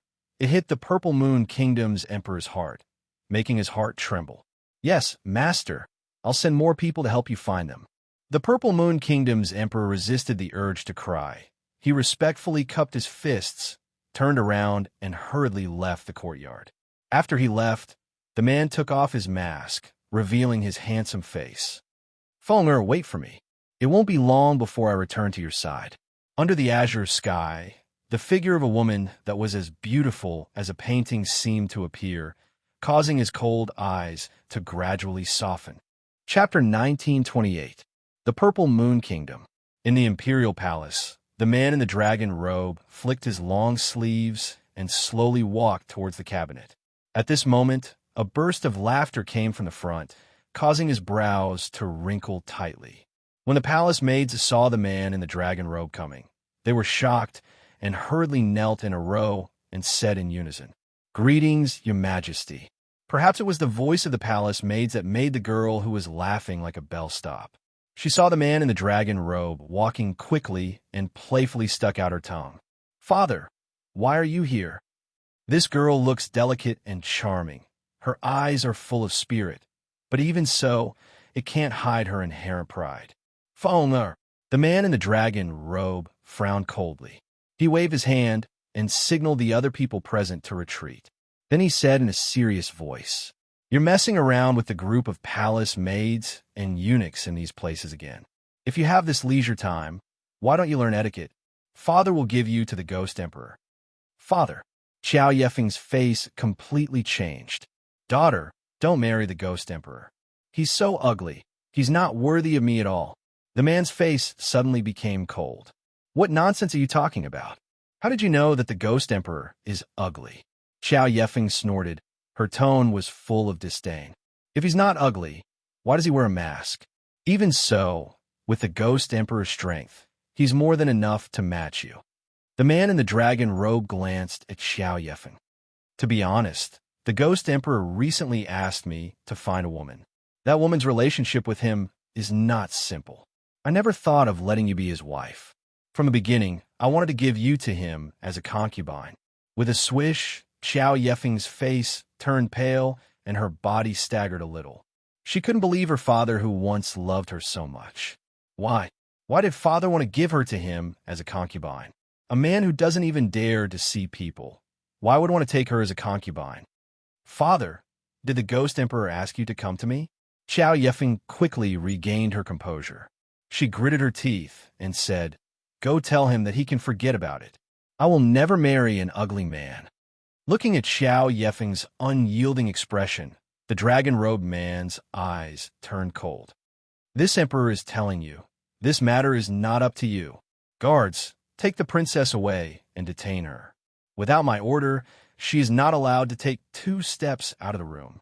Hearing this, 2 guards stepped forward, intending to drag Xiao Yefeng away. Xiao Yefeng struggled with all her might, her face flushed with anger.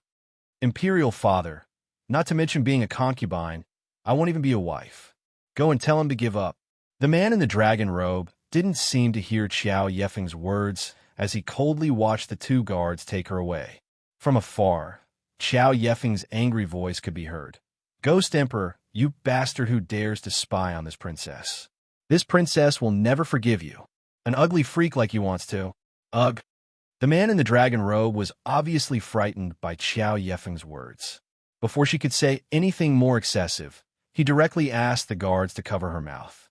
At this moment, a layer of cold sweat had already appeared on his forehead. Fortunately, the Ghost Emperor doesn't live in the palace. Otherwise, if these words were heard by him, the whole Purple Moon Kingdom would be doomed. Xiao Yefeng has been determined to die. It must be the Ghost Emperor who coveted her beauty. That's why he asked his father to force her. Otherwise, how could her father propose to make her a concubine for no reason? Chapter 1929. Even if the Ghost Emperor is strong, she will never like an ugly monster. Unfortunately, Xiao Yefeng couldn't resist and was directly dragged back to the princess palace by the guards and imprisoned. She was so angry that she swept all the tea bowls on the table to the ground, her chest undulating. The Ghost Emperor is really not a thing. I don't know where he got the courage to peep at this princess. This princess is the most beautiful woman in the Purple Moon Kingdom. How can an ugly monster match me? Princess, the palace maid on the side, carefully glanced at Xiao Yefeng. After the Ghost Emperor came to the Purple Moon Kingdom, he asked His Majesty to send someone to find a woman. So, according to this servant, that woman must be the Ghost Emperor's lover. Maybe it's just His Majesty acting on his own initiative to make the princess. Even though Xiao Yefeng is unruly and willful, she will not bully the servants. Therefore, this palace maid dared to say such words in front of Xiao Yefeng. TSK, Xiao Yefeng sneered. Her eyes were full of disdain. Do you think, as an ugly woman, how good can she be? Can she be compared to this princess? When the Ghost Emperor fought with the two strong men, this princess was also present. He must have noticed this princess at that time. Xiao Yefeng gritted her teeth in hatred. If he has the ability, he should pursue this princess by normal means. How dare he let Imperial Father threaten me? The more he does this, the more this princess hates him. The palace maid lowered her head and no longer spoke. She always felt that the Ghost Emperor, such a powerful and frightening man, would not fall in love with her at first sight, as the princess said. Moreover, such a man will certainly disdain to use power to force a woman. Xiao Yefeng took a deep breath. Moreover, in this world, the man who can make this princess look at him must not only be strong, but also peerless. The Ghost Emperor is not worthy of me. But His Majesty, the palace maid said in a cautious tone. Before she finished speaking, she was interrupted by Xiao Yefeng's fierce voice. In his dreams, I will never give in. The palace maid bowed her head deeply again. She always felt that His Majesty will not give up easily. At the same time, in the study, the man in dragon robes, Xiao Yun, was holding a book in his hand. Beside him, a beautiful woman dressed in palace robes was serving him a cup of tea. Empress, Xiao Yun sighed. Go back and persuade Feng Er. If she is willing to become the Ghost Emperor's concubine, then the Ghost Emperor will stay in our Purple Moon Kingdom forever. The Empress was taken aback for a moment. Feng Er has always been a proud girl. I'm afraid it will be hard for her to accept being someone's concubine. Moreover, will the Ghost Emperor agree to this? This concubine is worried that giving him a concubine will anger that man. Xiao Yun chuckled. Isn't it normal for a man to have 3 or 4 wives? It was even more impossible for a powerful man like the Ghost Emperor to only have one woman. If I send him away, he will only thank me. Why would he be angry? However, the most important thing right now is to appease Feng Er so that she doesn't offend the Ghost Emperor. Yes, Your Majesty. The Empress lowered her head. Suddenly, the man's eyes appeared in her mind. They were cold, like a bottomless abyss, filling her with fear and struggle. Such a man, will he really accept Feng Er as a concubine? In fact, the Empress's heart was not sure, and vaguely there was a burst of worry.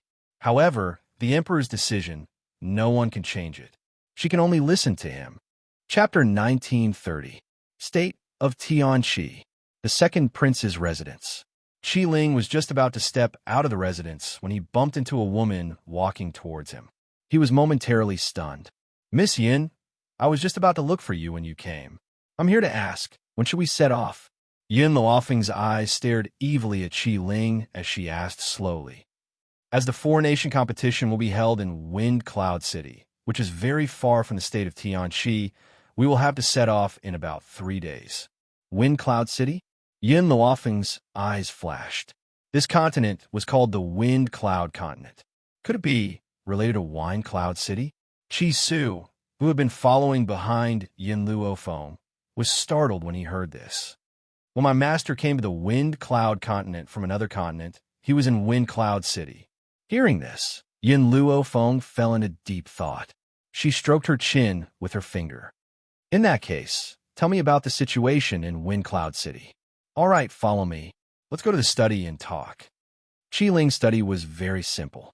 The bookshelves were filled with books, and a faint fragrance wafted from them. After he walked into the study, he had the guards bring over 2 stools and place them under Yin Luo Feng and Chi Su so that they could sit down. Lady Yin, Sir Chi Su, I'm not too sure about the specifics of Wind Cloud City. I'm guessing that only my imperial father knows the inside story. Qi Ling's expression was solemn. However, I know that Wind Cloud City is the sacred land of the Wind Cloud continent. If Wind Cloud City exists, the continent will also exist. Once Wind Cloud City is destroyed, the entire Wind Cloud continent and everyone will disappear. Yin Luo Feng fell silent. She remembered that the woman from the Qin family who had been captured on the God Vault Mountain had said that the spirit God continent existed because someone had set up a formation many years ago to separate the 2 worlds. Furthermore, all the spiritual energy on the continent had been absorbed into the spirit God continent. Based on this, the Wind Cloud continent and the spirit God continent were similar. And Wind Cloud City was the heart of the formation? If the heart of the formation was destroyed, the Wind Cloud continent would naturally disappear. As for these people, it was impossible for them to be destroyed by the heavenly Tao. They would probably enter the 7 continents. There were too many experts in the Windy Cloud continent. If they were allowed to go to the 7 continents, it would definitely cause a commotion. She had too many relatives on the 7 continents. She would not allow such a thing to happen. What else? Yin Luo Feng narrowed his eyes, and a cold glint flashed across his eyes. Qi Ling muttered to himself for a while. The people of the continent are afraid of accidentally destroying Wind Cloud City. Hence, to everyone, Wind Cloud City is a dead city. Other than during the 4-Nation Youth Competition, no one is allowed to enter Wind Cloud City at any other time. Have you been to Wind Cloud City? Yin Luo Feng thought for a moment before continuing to ask. Until now, I have never entered Wind Cloud City, so I don't know what Wind Cloud City looks like. Hearing this, Yin Luo Feng did not ask any further. Even if he did, he would not be able to obtain any useful information from Qi Ling. However, Qi Ling paused for a moment before continuing. When you enter Wind Cloud City, there's a place that you absolutely cannot enter. What place? Yin Luofeng's eyes brightened. Chapter 1931. Wind Cloud City's Sacrificial Ground. Qi Ling paused for a moment before continuing. Actually, no one has been there before.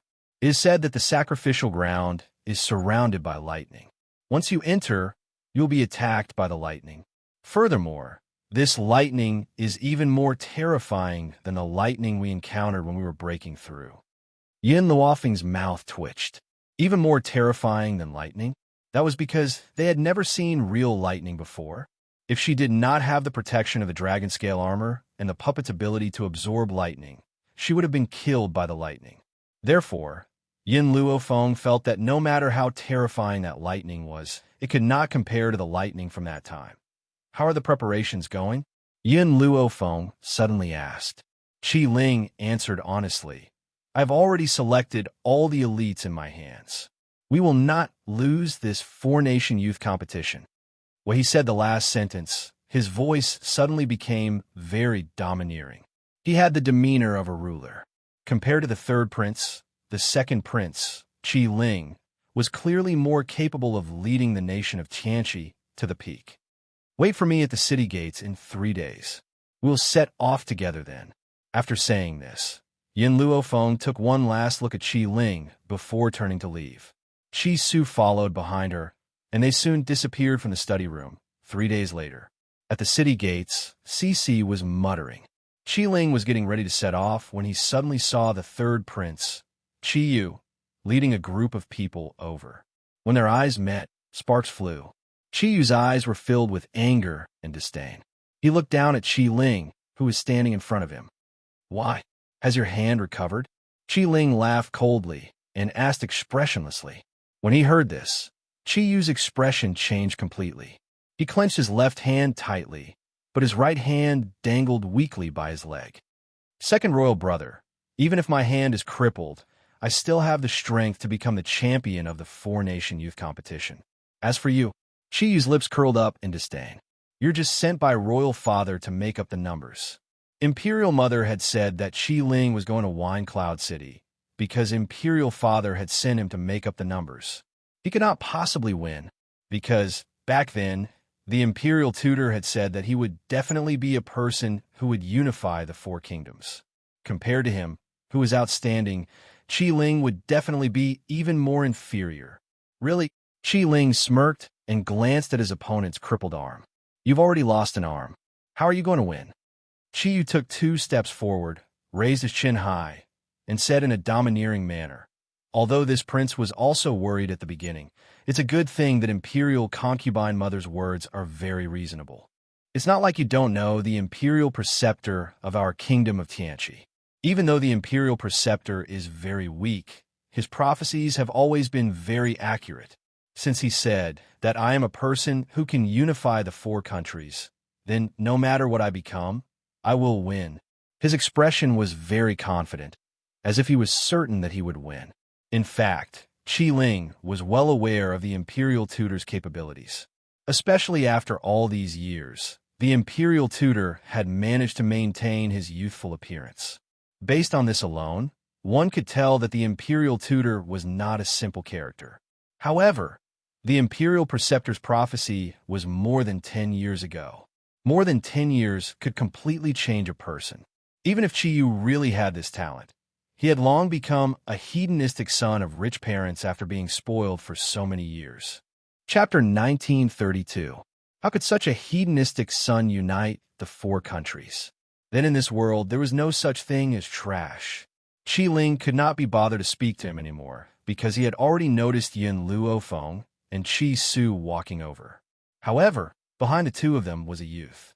Compared to the relaxed expressions of the 2 people in front, the youth was laden with bags and his handsome face looked very aggrieved. He was sweating profusely and even walking was very strenuous. Anyone who saw him would feel sorry for him. Miss Yin, do you not have a space ring? Qi Ling looked at the youth who was laden with bags, then turned to Yin Luofeng and asked. With Yin Luofeng's strength, he should not have a space ring. Yin Luofeng shrugged. He likes to train his body. I do not have the heart to refute him, so I allowed him to carry these bags. Mo Qingqing's expression became even more aggrieved, but he understood that Yin Luofeng wanted to use this method to make him retreat. So, he would not do as she wished. The corners of Qi Ling's mouth twitched. Like to train his body? He had never seen anyone train their body in such a way. Qi Yu's expression darkened, and he snorted coldly. Poor is poor. Why find excuses? You don't even have a space ring. How can you be so poor? Yin Luofeng raised her eyebrows slightly, her evil smile gradually falling on Qi Yu's face. What? You don't want her left hand either? This threat caused Qi Yu's expression to change greatly. Perhaps he thought of Yin Luofeng's terrifying nature and quickly stopped speaking. He was afraid that this woman would attack again. Moreover, when she attacked him, Imperial Father actually did not capture her. Even Imperial Mother told him to stay away from this woman. But he was not satisfied. He was not satisfied with his defeat. Just wait and see. Throwing down these harsh words, Qi Yu led his group of subordinates out of the city gates. After he left, Qi Ling then said, Miss Yin, we should also leave. All right. Yin Luofeng nodded. Let's go. Finishing, she brushed her long sleeves and led the way towards the city gates. Yin Luofeng and the others did not know that behind them, a pair of venomous eyes were coldly staring at them. This is the woman who hurt my son? The noblewoman gripped her handkerchief so tightly that she almost broke it. Her eyes were vicious and sinister as she stared at the departing people. Your Highness, she is the woman who broke the 3rd prince's hand. Humph! This consort won't take this woman's life for now. Once this consort's son rules over the 4 countries, it will be the time of her death. The imperial consort raised her chin slightly. Also, get the experts from the royal family to disguise themselves as bandits to ambush these people. However, tell them not to touch Qi Ling and that woman for now. Only kill his subordinates and let Qi Ling and that woman go to Wine Cloud City alone. Even though she knew that it was impossible for Qi Ling to win, she still wanted him to lose miserably. For the 4-nation youth competition, teamwork was extremely important. Otherwise, without a team, no matter how talented a single person was, it was impossible to win. A cold light flashed across the imperial consort's eyes at the thought of this. Her lips curled into a sinister smile. The journey from the Tianqi nation to Wine Cloud City was very long. Along the way, they had to pass through many dangerous mountain ranges. Fortunately, the people that Qi Ling brought this time were the elites of the team. There is no need for Yun Luofeng to do anything personally. Chapter 1933. Miss Yin, once we pass through this mountain range, we will soon reach Wind Cloud City. Qi Ling turned to look at the white-robed girl beside him and said, Yin Luofeng nodded slightly. Wait for me here. I will leave and return shortly.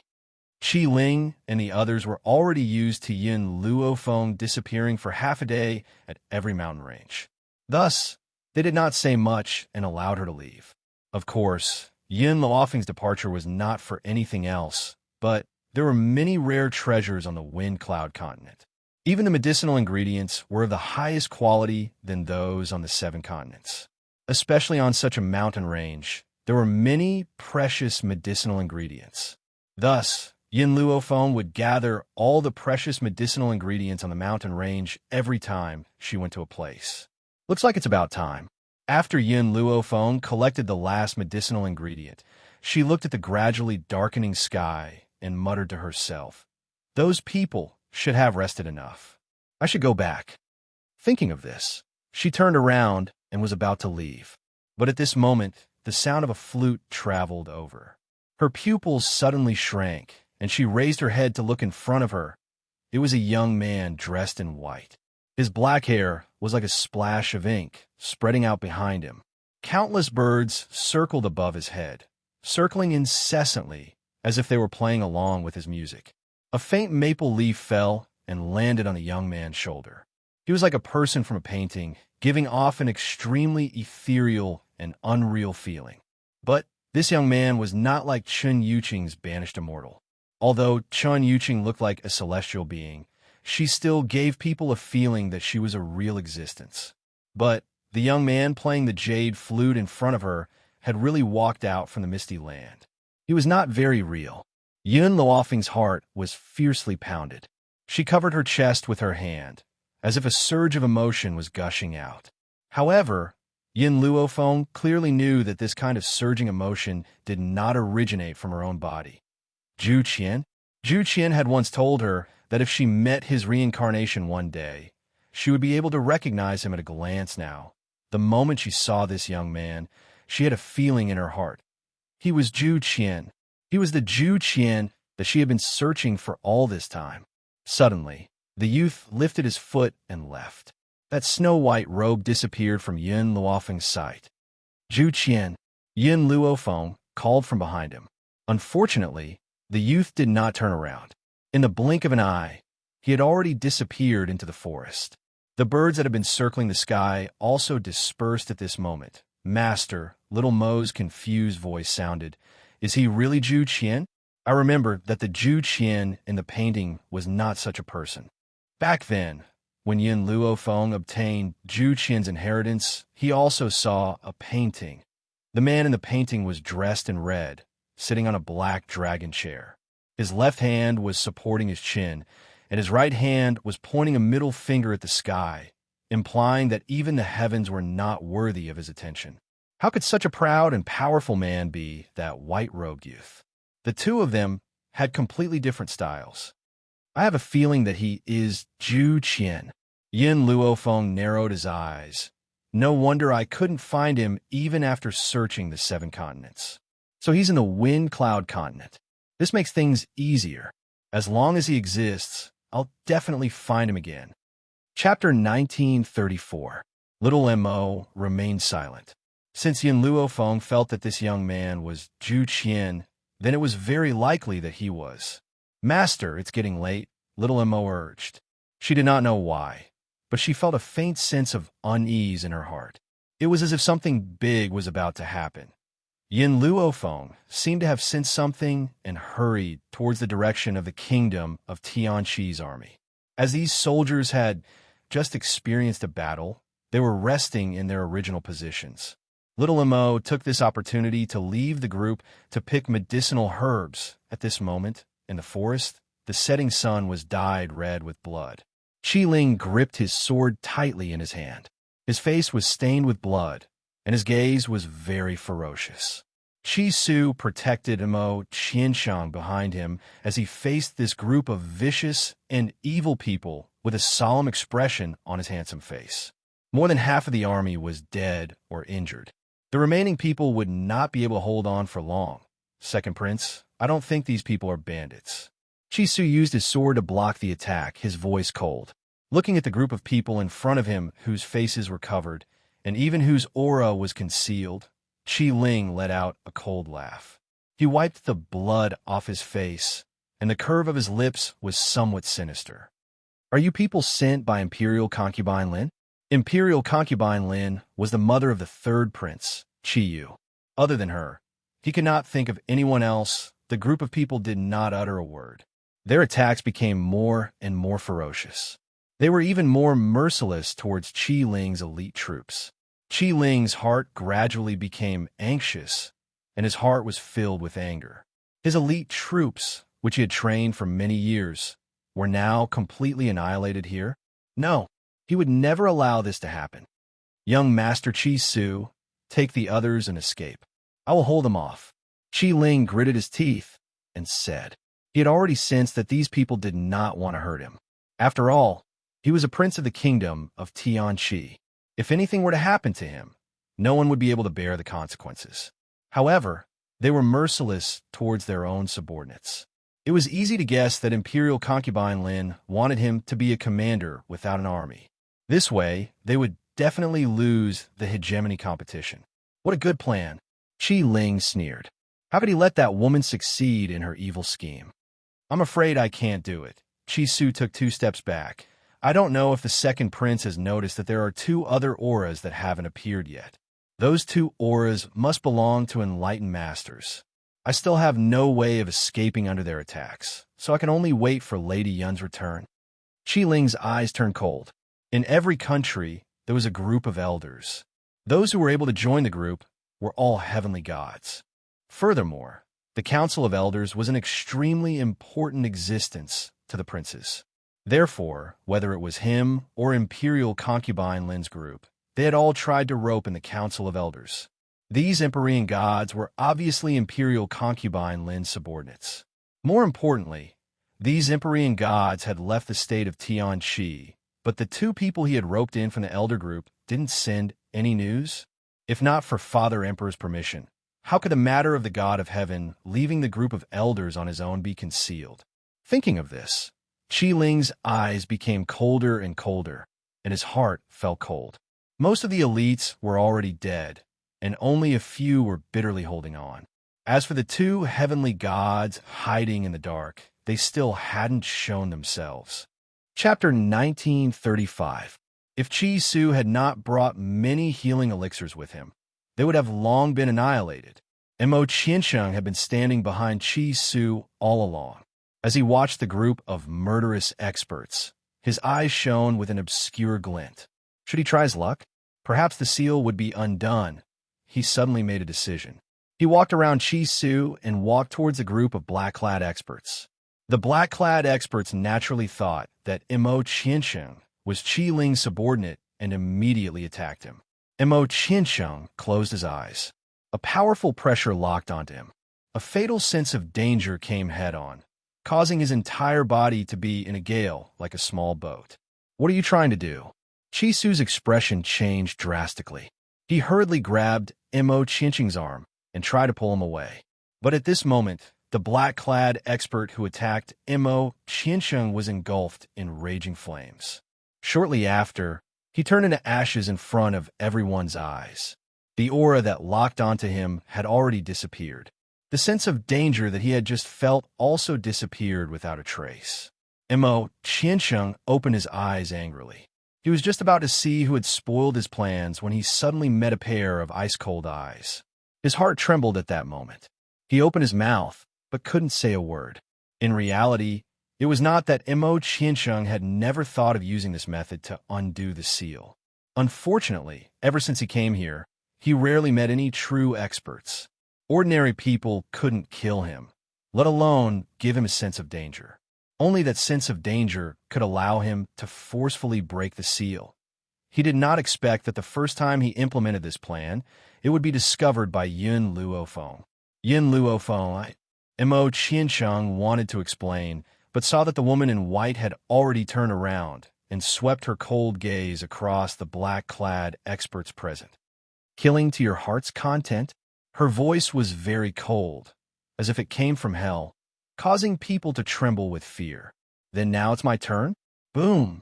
Before those black-clad experts could react, a gale surged from the woman in white. Wherever the gale passed, not an inch of soil remained. Run. Anyway, most of the people were dead, and their mission was completed. Therefore, the black-clad experts did not hesitate and turned to flee. Go! It's too late. Boom! An earth-shattering pressure pressed down from the void. Those people's bodies trembled, and they couldn't help but stop in their tracks. In the meantime, the woman had already appeared behind them. She held a sharp, ice-cold weapon in her hand and slit the throat of the person closest to her. In an instant, that person's blood splattered on the spot. Her speed was too fast, so fast that no one could react. When they came back to their senses, the man was already dead. Chi Su and the others finally felt relieved. As long as she was back, none of these people would be able to escape. Stop! After Yun Luofeng dealt with 2 more people, the 2 heavenly gods hiding in the dark finally made their move. 2 figures appeared in the void. One of them was dressed in a white robe and had the demeanor of an immortal. The other was dressed in a gray robe and looked rather mysterious. Miss, where it is possible to let people off, one should forgive them. The white-robed old man said indifferently, Why must you be so ruthless towards these people? How could Yun Luofeng not see that these 2 old men were in cahoots with a group of murderous black-clothed men? Where it is possible to let people off, forgive them. Ruthless? Yun Luofeng laughed. Then what about their actions of killing people just now? I'm just taking revenge. A life for a life. They deserve to die.